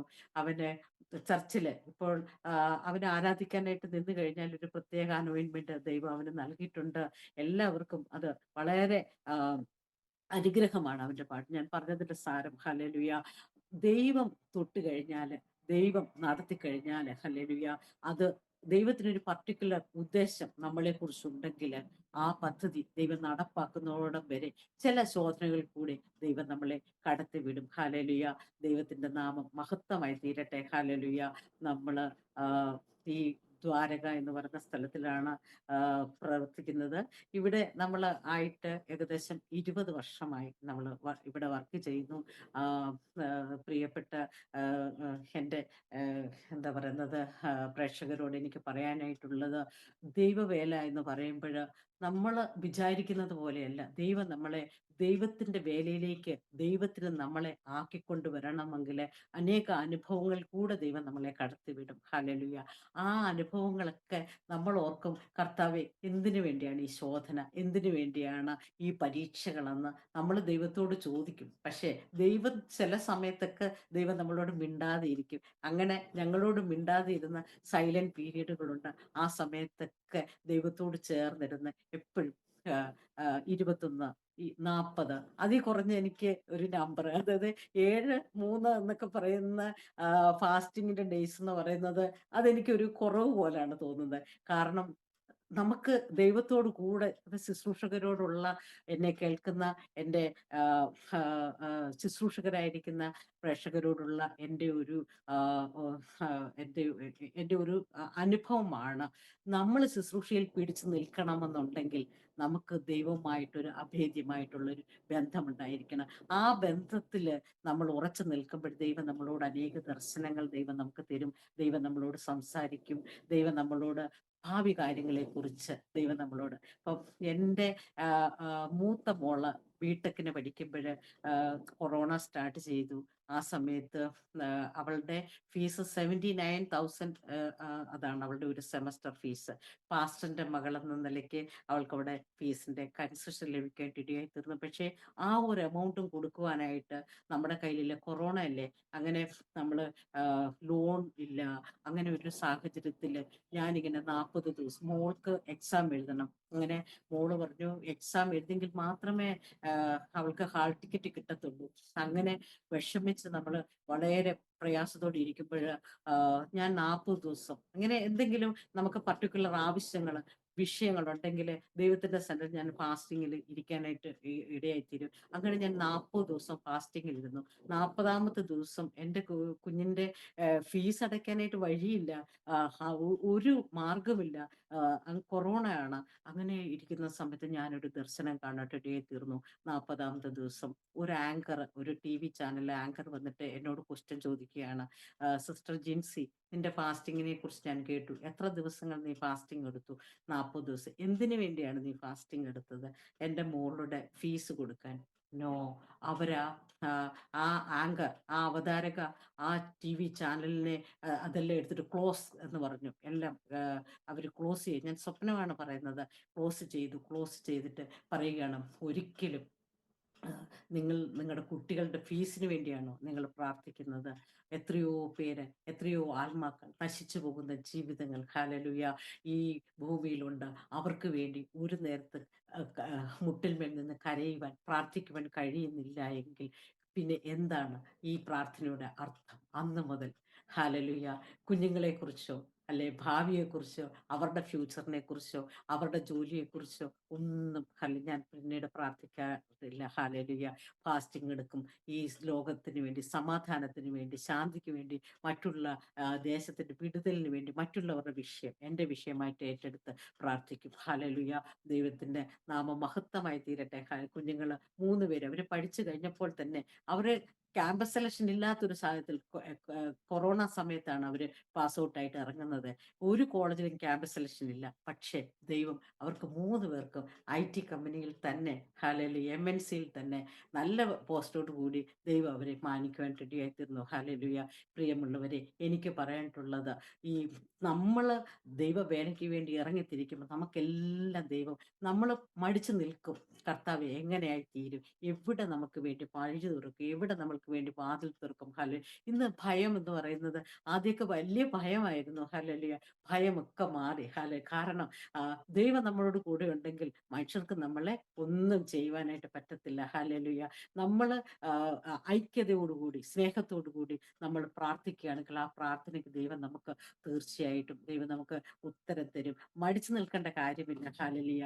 ഈ ലോകം അതിന്റെ സകലവും ഹല്ലേലൂയ കർത്താവിന്റെ കരങ്ങളിലാണ്. ഞാൻ എപ്പോഴും പറഞ്ഞ് പ്രാർത്ഥിക്കുന്ന ഒരു വാക്യമുണ്ട്. ഹല്ലേലൂയ. എന്നോട് ചോദിച്ചു നോക്കുക, ജാതികളെ അവകാശമായും ഭൂമിയുടെ അറ്റങ്ങളെ കൈവശമായി തരും. ഹല്ലേലൂയ. ഭൂമി അതിന്റെ പൂർണ്ണതയും യഹോവയ്ക്കുള്ളതാണ്. ഹല്ലേലൂയ. പിന്നെ നമ്മൾ ഭയപ്പെടേണ്ട കാര്യമില്ല. നമ്മൾ ഒരു ചുവടെടുത്ത് മുമ്പോട്ട് വെക്കുമ്പോൾ ആര് നമുക്ക് വേണ്ടി കരുതും, ആര് നമുക്ക് വേണ്ടി പ്രൊവൈഡ് ചെയ്യും, അങ്ങനെ വിചാരിക്കേണ്ട ആവശ്യമില്ല. ഹല്ലേലൂയ. ഞങ്ങൾ ഈ പട്ടണത്തിലായിരിക്കുമ്പോൾ ഈ ദ്വാരകയിലായിരിക്കുന്ന സമയത്ത് നമ്മളോടൊരു ആന്റി നമ്മളോട് ചോദിക്കാൻ റെഡിയായി തീർന്നു. നിങ്ങളുടെ കുഞ്ഞുങ്ങളൊക്കെ കൊച്ചു കുഞ്ഞുങ്ങളായിരുന്ന സമയത്ത് നിങ്ങൾ ഒരു ബിസ്ക്കറ്റിന് വേണ്ടി പ്രാർത്ഥിക്കുമ്പോൾ അല്ലെ നിങ്ങളൊരു ചെറിയ കാര്യത്തിന് വേണ്ടി പ്രാർത്ഥിക്കുമ്പോൾ അത് ആ, ആ, അത് നിങ്ങളുടെ കൊച്ചു കുഞ്ഞുങ്ങൾക്ക് അത് സഫീഷ്യന്റ് ആയിരുന്നു. എന്നാൽ ഈ വലിയ കുഞ്ഞുങ്ങളായിരിക്കുന്ന സമയത്ത് നിങ്ങൾ അവർക്ക് വേണ്ടി എന്ത് കരുതി വെച്ചിട്ടുണ്ട്? അവർക്ക് നിങ്ങൾ കല്ലും മണ്ണും വാരി കൊടുക്കുമെന്ന്. ഹല്ലേലൂയ. എന്നാൽ ഹല്ലേലൂയ ആ ചോദ്യങ്ങൾക്ക് മുമ്പിൽ നമുക്കൊന്നേ പറയാനായിട്ടുള്ളൂ, കരയുന്ന കാക്കക്കുഞ്ഞിനും അദ്ധത്തിന്റെ ആഹാരം. Hallelujah, hallelujah. അദ്ധത്തിന്റെ ആഹാരം ഒരുക്കി വെക്കുന്ന ദൈവം. ഈ കുഞ്ഞിന് എന്താണോ ആവശ്യം, ആ കുഞ്ഞിന് അതേ രീതിയിലുള്ള ആഗ്രഹങ്ങള്, ആവശ്യം ദൈവം അത് മുന്നമേ കരുതി വെച്ചിട്ടുണ്ട്. ഹല്ലേലൂയ. ആ ദൈവം ഞങ്ങളുടെ ദൈവമാണ്. ഹല്ലേലൂയ. ജിൻസിയുടെ ദൈവമാണ്. ഹല്ലേലൂയ. പാസ്റ്റർ ഐസക്കിന്റെ ഫാമിലിയുടെ ദൈവമാണ്. ഹല്ലേലൂയ. എന്നെ കേൾക്കുന്ന പ്രിയപ്പെട്ടവരെ, ഒരിക്കലും ദൈവവേല എന്ന് പറയുമ്പോൾ അത് ദൈവത്തിന്റെ ഉദ്ദേശം, നമ്മുടെ ഉദ്ദേശപ്രകാരം നമ്മൾ ഒരു പ്ലാനും പദ്ധതിയും ഒരുക്കരുത്. ഹല്ലേലൂയ. ഞങ്ങൾ ഇവിടെ കടന്നു വരുമ്പോൾ നമ്മളെ ആര് സഹായിക്കും, ആര് സംരക്ഷിക്കും എന്ന് ഞങ്ങൾക്ക് ഞാൻ പറഞ്ഞില്ല. ഞാൻ ഈ പട്ടണത്തിൽ ഞങ്ങൾ കടന്നു വരുന്നത് ഒരു മലയാളിയോ ഒരു ഹിന്ദിക്കാരോ നമ്മൾക്കൊരു പരിചയക്കാരാരുമില്ലാത്തൊരു സ്ഥലത്ത് ഞങ്ങളൊരു പുതിയ പ്രവർത്തനമായിട്ട് കടന്നു വന്നതാണ്. ഹല്ലേലൂയ. ഇന്ന് 20 വർഷമായി ഈ ദ്വാരക പട്ടണത്തിൽ ഞങ്ങളായിരിക്കുന്നത്. ഞങ്ങളെ അറിയാൻ മേലാത്ത ഒരു സ്ഥലത്ത് എന്താ പറയുന്നത്, ഞങ്ങളെ ദേശം ചുറ്റി നടന്ന് ഞങ്ങൾ പ്രാർത്ഥിക്കുമായിരുന്നു. ഞങ്ങൾ രണ്ടുപേരും കുഞ്ഞുങ്ങളുമായിട്ട് ചേർന്ന് ഓരോ ഗലി ഓരോ റോഡുകൾ, ബസ് സ്റ്റോപ്പുകൾ, ഏറ്റവും കൂടുതലായിട്ട് ബസ് സ്റ്റാൻഡിൽ പോയിരുന്ന് പ്രാർത്ഥിക്കുമായിരുന്നു. നമുക്ക് പരിചയം ആരുമില്ല. കർത്താവെ, ആര് ഞങ്ങളെ ഉൾക്കൊള്ളും? അങ്ങനെ ഞങ്ങളായിരിക്കുന്ന സമയത്ത് ഞങ്ങളെ ഒരു ഭവനത്തിൽ ഉൾക്കൊണ്ടു. ആ ഭവനത്തിൽ കൂടെ ഞങ്ങളൊരു പ്രാർത്ഥന സ്റ്റാർട്ട് ചെയ്തു. ആ അവിടെ തൊട്ട് ഈ പട്ടണത്തിൽ 20 വർഷത്തിന് മുമ്പത്തെ അനുഭവമാണ് ഞാൻ പറയുന്നത്. ദൈവം നമ്മളെ ഈ പട്ടണത്തിൽ നിർത്തി. അതേ ദൈവം നിങ്ങൾക്ക് വേണ്ടിയും പ്രവർത്തിക്കാൻ ശക്തനാണ്. അതുകൊണ്ട് ദൈവവേലയ്ക്ക് വേണ്ടി ഞാൻ എൻ്റെ കുഞ്ഞിനെ സമർപ്പിക്കുമ്പോൾ അവൻ എന്തായി തീരും, അവൾ എന്തായി തീരും എന്നുള്ള ചിന്തയെ വേണ്ട. കാരണം ആ കുഞ്ഞിനെ കുറിച്ചുള്ള എല്ലാ കാര്യങ്ങളും ദൈവം മുമ്പേ എഴുതി വെച്ചിട്ടുണ്ട്. ഹല്ലേലൂയ. അവരുടെ ഫ്യൂച്ചർ, അവരെവിടെ ജോലി ചെയ്യണം, ഇനി ഞാൻ പറയാം അവരേത് കോളേജിൽ പഠിക്കണം, അവരെന്ത് കോഴ്സ് സെലക്ട് ചെയ്യണം എന്നുള്ളത് പോലും നമ്മുടെ കർത്താവ് കരുതി വെച്ചിട്ടുണ്ട്. ഹല്ലേലൂയ. എഴുതി വെച്ചിട്ടുണ്ട്. ഹല്ലേലൂയ. അവർക്ക് വേണ്ടിയുള്ള കാര്യങ്ങൾ, അവർക്ക് എന്ത് എന്ത് ആവശ്യങ്ങൾ, ഹല്ലേലൂയ, അവർക്ക് എന്ത് ഭക്ഷണം, അവരെന്തുടുക്കും, അതിനെക്കുറിച്ച് ഒന്നും ഓർത്ത് ഭാരപ്പെടേണ്ട കാര്യമില്ല. ഹല്ലേലൂയ. ഇന്ന് പൽക്കാലം എന്നെ കേൾക്കുന്ന എൻ്റെ പ്രിയപ്പെട്ടവരോട് എനിക്കൊരു സന്ദേശം പറയാനായിട്ടുള്ളത്, കരയുന്ന കാക്കക്കുഞ്ഞിനും അതതിൻ്റെ ആഹാരം ഒരുക്കുന്ന ദൈവം നമ്മളെക്കുറിച്ചുള്ള പ്രത്യേക പദ്ധതിയിൽ കൂടെ ദൈവം നടത്തുമ്പോൾ ആ ദൈവത്തിൻ്റെ ചാലനുസരിച്ച് ദൈവം എങ്ങനെ നടത്തുന്നത്, കർത്താവെ എനിക്കിത് വേണ്ട എന്ന് പറയുവാനായിട്ട് നമുക്ക് അധികാരമില്ല. ദൈവം നമ്മളെ നടത്തുമ്പോൾ നമ്മുടെ ആ ആ വഴിയെ കൂടെ തന്നെ നമ്മൾ അനുസരണമുള്ള ഒരു കുഞ്ഞായിട്ട്, ഒരു മകളായിട്ട്, പേരൻസ് ഒക്കെ കുഞ്ഞുങ്ങളുടെ കയ്യിൽ പിടിച്ചുകൊണ്ട് നടക്കുമ്പോൾ കുഞ്ഞുങ്ങളിങ്ങനെ ഇടത്തോട്ട് വലത്തോട്ടൊക്കെ ചാടി ഓടി പോകുമ്പോൾ അവരിങ്ങനെ മുറുക്കി ഒന്ന് പിടിക്കില്ലേ, അതുപോലെ ചിലപ്പോൾ നമ്മളൊന്ന് ഡൈവേർട്ട് ആകുമ്പോൾ നമ്മളെ മുറുക്കി ഇങ്ങോട്ട് ടേൺ ചെയ്ത് നമ്മളെ പിടിപ്പിക്കുക. അത് ചിലപ്പോൾ നമുക്ക് ഇച്ചിരി നൊമ്പരങ്ങളോ വേദനകളോ ഒക്കെ വരുത്തിയെന്ന് വരാം. Hallelujah, hallelujah. അതൊന്നും സാരമാക്കണ്ട. ദൈവം നമ്മളെ എത്തേണ്ട സ്ഥലത്തിൽ ദൈവം നമ്മളെ എത്തിക്കും. ഞാൻ എപ്പോഴും വായിക്കുന്നൊരു സങ്കീർത്തനമാണ് 107 സങ്കീർത്തനം. ഹല്ലേലൂയ. അവൻ നിങ്ങളെ പാർക്കേണ്ടെന്ന പട്ടണത്തിൽ തന്നെ എത്തിപ്പിക്കുന്ന ദൈവമാണ്. നമ്മൾക്ക് വേണ്ടി കരുതുന്ന ഒരു ദൈവമാണ്. ഹല്ലേലൂയ. ഹാഗാറിന്റെ ദൈവം, ഏലിയാവിന്റെ ദൈവം, ഹല്ലേലൂയ, എസ്തറിനെ മാനിച്ചതുപോലെ നമ്മളെയും ദൈവം മാനിക്കും, ഉയർത്തും. ഹല്ലേലൂയ. നമ്മൾക്കൊന്ന് മാത്രം നമ്മുടെ തലമുറകളോട് നമുക്ക് പറയുവാനുള്ളത്, നമുക്ക് അവർക്ക് കൊടുക്കേണ്ടത് നമ്മൾ വചനം കൊടുക്കുക, യേശുവിനെ കൊടുക്കുക. പിന്നെ നമ്മളൊന്നും ഭയപ്പെടേണ്ട കാര്യമില്ല. അവരെവിടെയായിരുന്നാലും ഏത് ഏത് ഏതവസ്ഥയിലായിരുന്നാലും ആ വചനം അവരെ സംരക്ഷിച്ചുകൊള്ളും. അവർ മറ്റുള്ളവർക്ക് സാക്ഷ്യമുള്ളവരായി നിൽക്കും. ദൈവനാമ മഹത്വം അവരിൽ കൂടെ ഉയർത്തപ്പെടും. ദൈവം മാനിക്കും. ഹല്ലേലൂയ. ഇങ്ങനെ എനിക്ക് അവസരം ഒരുക്കി തന്ന ദൈവദാസൻ ഡാനിയൽ ജോൺ പാസ്റ്ററിനോടും ഇതിൻ്റെ പിന്നിൽ പ്രവർത്തിക്കുന്ന എല്ലാവരോടുള്ള നന്ദിയെ അറിയിക്കുന്നു. ദൈവം ധാരാളമായിട്ട് അനുഗ്രഹിക്കട്ടെ. Hallelujah, hallelujah, hallelujah. നന്ദി കർത്താവേ. സ്തോത്രം, സ്തോത്രം, സ്തോത്രം, സ്തോത്രം, സ്തോത്രം. അനുഗ്രഹമേറിയ ഈ സമയത്തിനായി സ്തോത്രം ചെയ്യുന്ന കർത്താവേ. ഓ കർത്താവേ, ഹല്ലേലൂയ. ഈ ഒരു സാക്ഷ്യം ദൈവമേ അനേകർക്ക് ഒരാശ്വാസമായി തീരണമേ എന്ന് പ്രാർത്ഥിക്കുന്ന കർത്താവെ. പ്രതികാൽ ഈ Aroma TV pastor Daniel John പാസ്റ്ററിന് വേണ്ടി പ്രാർത്ഥിക്കുന്നു കർത്താവെ. ഇതിനുള്ള എല്ലാ മെമ്പേഴ്സിന് വേണ്ടി പ്രാർത്ഥിക്കുന്നു കർത്താവെ. ഈ സാക്ഷ്യം കേട്ട എല്ലാ പ്രിയപ്പെട്ടവരെയും കർത്താവിൻ്റെ കാര്യങ്ങളിൽ സമർപ്പിക്കുന്നു. നാളെ എന്തായിത്തീരും, ഫ്യൂച്ചർ എന്തായിത്തീരും, ശുശ്രൂഷ എന്തായിത്തീരും, കുഞ്ഞുങ്ങളുടെ ഭാവി എന്തായിത്തീരും എന്നോർത്ത് ഭാരപ്പെടുന്നവർക്ക് കർത്താവെ, ഹല്ലേലൂയ, ഈ സാക്ഷ്യം ഒരനുഗ്രഹമായി തീരണമേ എന്ന് പ്രാർത്ഥിക്കുന്നു കർത്താവേ. ഹല്ലേലൂയ. ദൈവമേ, നിന്റെ കരുതൽ എല്ലാ മക്കളോടും കൂടി ഇരിക്കണമേ കർത്താവേ. ആരെങ്കിലും ഏതെങ്കിലും വിഷയത്തിൽ ഭാരപ്പെടുന്നുണ്ടെങ്കിൽ കർത്താവിന്റെ കരം, സ്നേഹത്തിന്റെ കരം, സൗഖ്യത്തിന്റെ കരം കർത്താവെ നീ അവർക്ക് വേണ്ടി നീട്ടണമേ എന്ന് പ്രാർത്ഥിക്കുന്നു കർത്താവെ. ഏതെങ്കിലും തീരാത്ത രോഗത്താൽ കർത്താവെ ഭാരപ്പെടുന്നുണ്ടെങ്കിൽ ദൈവമേ നീ അവർക്ക് സൗഖ്യം നൽകണമേ എന്ന് പ്രാർത്ഥിക്കുന്നു കർത്താവെ. ഹല്ലേലൂയ. എല്ലാ മക്കളെയും ഒരു പ്രാവശ്യം കൂടി കർത്താവിന്റെ കരങ്ങൾ താഴ്ത്തി സമർപ്പിക്കുന്നു. പ്രാർത്ഥന കേട്ടതേക്കായി സ്തോത്രം. യേശുവിന്റെ നാമത്തിൽ തന്നെ. ആമേൻ. ആമേൻ. ആമേൻ, ആമേൻ, ആമേൻ. താങ്ക് യു കർത്താവിൻ്റെ വിലപ്പെട്ട ദാസി സിസ്റ്റർ ജിൻസി ഐസക്. വളരെ അനുഗ്രഹിക്കപ്പെട്ട ജീവിത അനുഭവങ്ങളിലൂടെ ദൈവത്തെ മഹത്വപ്പെടുത്തുവാൻ സ്വർഗത്തിലെ ദൈവം കൃപ ചെയ്തത് ഓർത്ത് ഞാൻ ദൈവത്തിന് മഹത്വം കരയേറ്റുന്നു. എത്ര ശ്രേഷ്ഠകരമായ ഒരുപാട് അനുഭവങ്ങളും ഓർമ്മകളും ദൈവം തന്ന് അനുഗ്രഹിക്കുവാൻ ഇടയായി തീർന്നു. ഒരുപാട് വേദനകൾ അതിൻ്റെ പരിണിത ഫലമായിട്ട് അനുഭവിക്കുകയും പറയുവാനും ഉണ്ടെങ്കിലും അതിനേക്കാൾ ഉപരി അതിനകത്തുകൂടി വെളിപ്പെട്ടു വന്നതായ ദൈവത്തിൻ്റെ പ്രവർത്തികൾ, അത്ഭുതങ്ങളുടെ ഒരു പരമ്പര എന്ന് തന്നെ വേണമെങ്കിൽ പറയാം. വേണമെങ്കിൽ കണ്ണുനീരിൻ്റെയും പ്രയാസത്തിൻ്റെയും കഷ്ടതയുടെയും ഒരു മറുവശം ഉണ്ടെങ്കിൽ പോലും ഒരമ്മ ഒരു കുഞ്ഞിന് ജനനം കൊടുക്കുമ്പോൾ അവളുടെ വേദന എല്ലാം മറന്ന് ആ കുഞ്ഞിൻ്റെ മുഖത്ത് നോക്കി സന്തോഷിക്കുന്നത് പോലെ വേദനകൾ നിറഞ്ഞ കൈപ്പേറിയ ഒരുപാട് അനുഭവങ്ങൾ ജീവിതത്തിലുണ്ടെങ്കിൽ പോലും അതിൻ്റെ ആഫ്റ്റർ എഫക്റ്റ് എന്ന നിലയിൽ നടന്നിട്ടുള്ള അത്ഭുതങ്ങളുടെ ഒരു പരമ്പരയാണ് സിസ്റ്ററിൻ്റെ സാക്ഷ്യത്തിലുടനീളം നേളിച്ചു നിൽക്കുന്നത് എന്ന് ഏതൊരു വ്യക്തിക്കും മനസ്സിലാക്കാൻ കഴിയും. പ്രാരംഭം മുതൽ തന്നെ പറഞ്ഞാരംഭിക്കുമ്പോൾ വല്യപ്പച്ചൻ്റെ കാര്യമാണ് പറഞ്ഞു തുടങ്ങുന്നത്. വല്യപ്പച്ചൻ്റെയും വല്യമ്മച്ചിയുടെയും ഒക്കെ കഥ, അതും വലിയ അനുഗ്രഹിക്കപ്പെട്ട ഓർമ്മകൾ. പിന്നീട് പിതാവിൻ്റെ കാര്യം പറയുന്നു. പിതാവിൻ്റെ കാര്യം പറയുമ്പോൾ അതും ഒരുപാട് അസാധാരണമായ സംഭവങ്ങൾ നിറഞ്ഞ അനുഭവങ്ങളായിരുന്നു വാത്സല്യ പിതാവിനെ കുറിച്ച് പറഞ്ഞു. മാതാവിനെ കുറിച്ചും തുടർന്ന് നടന്ന സംഭവങ്ങൾ. പ്രിയ മാതാവ് താന് ദൈവസന്നിധിയിലെടുത്ത തീരുമാനങ്ങൾക്ക് അക്ഷരാർത്ഥത്തിൽ ദൈവം കൊടുത്ത അത്ഭുതകരമായ മറുപടികൾ കാണാൻ കഴിയുന്നു. മരണം മാത്രം പ്രതീക്ഷിച്ച് ജീവിതം മുന്നോട്ട് പോകുമ്പോൾ ഇനി എന്ത് എന്നുള്ള ചോദ്യത്തിൻ്റെ മുൻപിൽ പകച്ചു നിൽക്കുമ്പോൾ ദൈവത്തിൻ്റെ അത്ഭുത പ്രവൃത്തിയാണ് ആ കുടുംബത്തിൽ നിവർത്തിക്കപ്പെടുവാൻ ഇടയായി തീർന്നിട്ടുള്ളത്. പിന്നീട് ഇങ്ങോട്ട് ഓരോ സംഭവങ്ങൾ എടുത്ത് സിസ്റ്റർ പറഞ്ഞു. ഒന്നും മറന്നു പോകാതെ ഇന്നും ഹൃദയത്തിൽ അത് തിങ്ങി നിറയുന്ന ഒരുപാട് അനുഭവങ്ങൾ. ഇടയ്ക്കിടയ്ക്ക് സിസ്റ്റർ സന്തോഷത്തിൻ്റെ അശ്രു പൊഴിച്ചെങ്കിൽ പോലും അതിനകത്തൊക്കെ വലിയ നന്ദി ഇവിടെ വാക്കുകളായിരുന്നു എന്ന് മനസ്സിലാക്കാൻ കഴിയുന്നുണ്ട്. തീർച്ചയായിട്ടും കർത്താവിൻ്റെ ദാസിയുടെ ഈ നല്ല അനുഭവങ്ങൾക്കായിട്ട് ഞാൻ ദൈവത്തിന് നന്ദിയും മഹത്വവും കരയേറ്റുന്നു. കർത്താവിൻ്റെ ദാസിയെ ദൈവം അനുഗ്രഹിക്കട്ടെ. വളരെ ശക്തമായ ഒരു സാക്ഷ്യം പറയുവാൻ കർത്താവ് സഹായിച്ചു.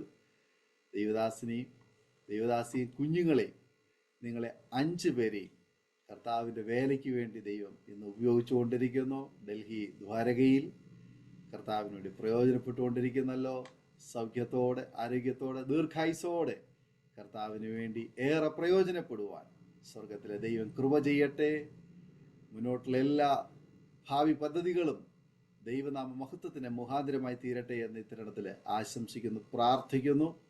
അരോമ TV-യിൽ കടന്നു വന്ന് ഇങ്ങനെ അനുഗ്രഹിക്കപ്പെട്ടൊരു സാക്ഷ്യം പങ്കുവയ്ക്കുവാൻ കർത്താവ് കൃപ ചെയ്തതിന് പ്രത്യേക നന്ദി കർത്താവിൻ്റെ ദാസിയോട് അറിയിക്കുന്നു. കർത്താവ് അനുഗ്രഹിക്കട്ടെ. പ്രേക്ഷകർക്ക് ഈ സാക്ഷ്യം ഒരു വേറിട്ട അനുഭവമായി തീർന്നു എന്ന് ഞാൻ വിശ്വസിക്കുകയാണ്. ഒരുപക്ഷെങ്കിൽ നിങ്ങൾക്കും സമാനതകളായ സാക്ഷ്യങ്ങളും സാഹചര്യങ്ങളും ജീവിതാനുഭവങ്ങളും ഒരുപക്ഷെ ഉണ്ടായിരിക്കാം, അല്ലെങ്കിൽ വ്യത്യസ്തമായിരിക്കാം. നിങ്ങൾക്കും ഈ സാക്ഷ്യം, നിങ്ങളുടേതായ അനുഭവങ്ങൾ പ്രേക്ഷകരോടൊപ്പം പങ്കുവയ്ക്കുവാൻ അവസരമുണ്ട്. നിങ്ങൾ ഞങ്ങളെ അതിനായി ബന്ധപ്പെടുക. കർത്താവ് സഹായിക്കട്ടെ. നിങ്ങളുടെ പ്രിയപ്പെട്ടവർക്ക്, സുഹൃത്തുക്കൾക്ക് ഈ സാക്ഷ്യം ഷെയർ ചെയ്ത് കൊടുക്കണം, മറക്കരുത്. ഈ വാത്സല്യ കുടുംബത്തെ ഓർത്ത് നിങ്ങൾ പ്രാർത്ഥിക്കണം. അതുപോലെ തന്നെ നിങ്ങളുടെ വിലയേറിയ അഭിപ്രായങ്ങളും നിർദ്ദേശങ്ങളും കമൻറ്റ് ബോക്സിൽ ഞങ്ങളെ അറിയിക്കുക. ഞങ്ങൾക്കത് വളരെ പ്രചോദനമാണ്. നിങ്ങൾക്കൊരു പ്രാർത്ഥനാ വിഷയമുണ്ട്, ഞങ്ങളുമായി ബന്ധപ്പെടുവാൻ നിങ്ങൾ ആഗ്രഹിക്കുന്നുവെങ്കിൽ ഞങ്ങളെ നിങ്ങൾക്ക് അറിയിക്കുക. ഞങ്ങൾ ആ വിഷയത്തിന് വേണ്ടി പ്രാർത്ഥിക്കാം, നിങ്ങൾക്ക് മറുപടി തരുന്നതായിരിക്കും. അതുപോലെ തന്നെ സാക്ഷ്യം പറഞ്ഞ പ്രിയപ്പെട്ടവരോടൊപ്പം എല്ലാ തിങ്കളാഴ്ചയും രാത്രിയിൽ പ്രാർത്ഥിക്കുവാനും നിങ്ങൾക്ക് അവസരമുണ്ട്. ആ സമയം നിങ്ങൾക്ക് വിനിയോഗിക്കാവുന്നതാണ്. ദൈവമായ കർത്താവ് നമ്മെ എല്ലാവരെയും അനുഗ്രഹിക്കട്ടെ. അടുത്ത അനുഗ്രഹിക്കപ്പെട്ട സാക്ഷ്യവും വചനചിന്തയുമായി നാം വീണ്ടും കൂടിക്കാണുമ്പോഴേയും എല്ലാ പ്രിയപ്പെട്ടവർക്കും goodbye. God bless you all. Amen. ഓർമ്മയുടെ മനോരഥത്തിൽ മായാത്ത ഓർമ്മയ്ക്കായി അരോമ മാട്രിമോണിയിൽ നിന്നും ജീവിത പങ്കാളിയെ കണ്ടെത്തൂ.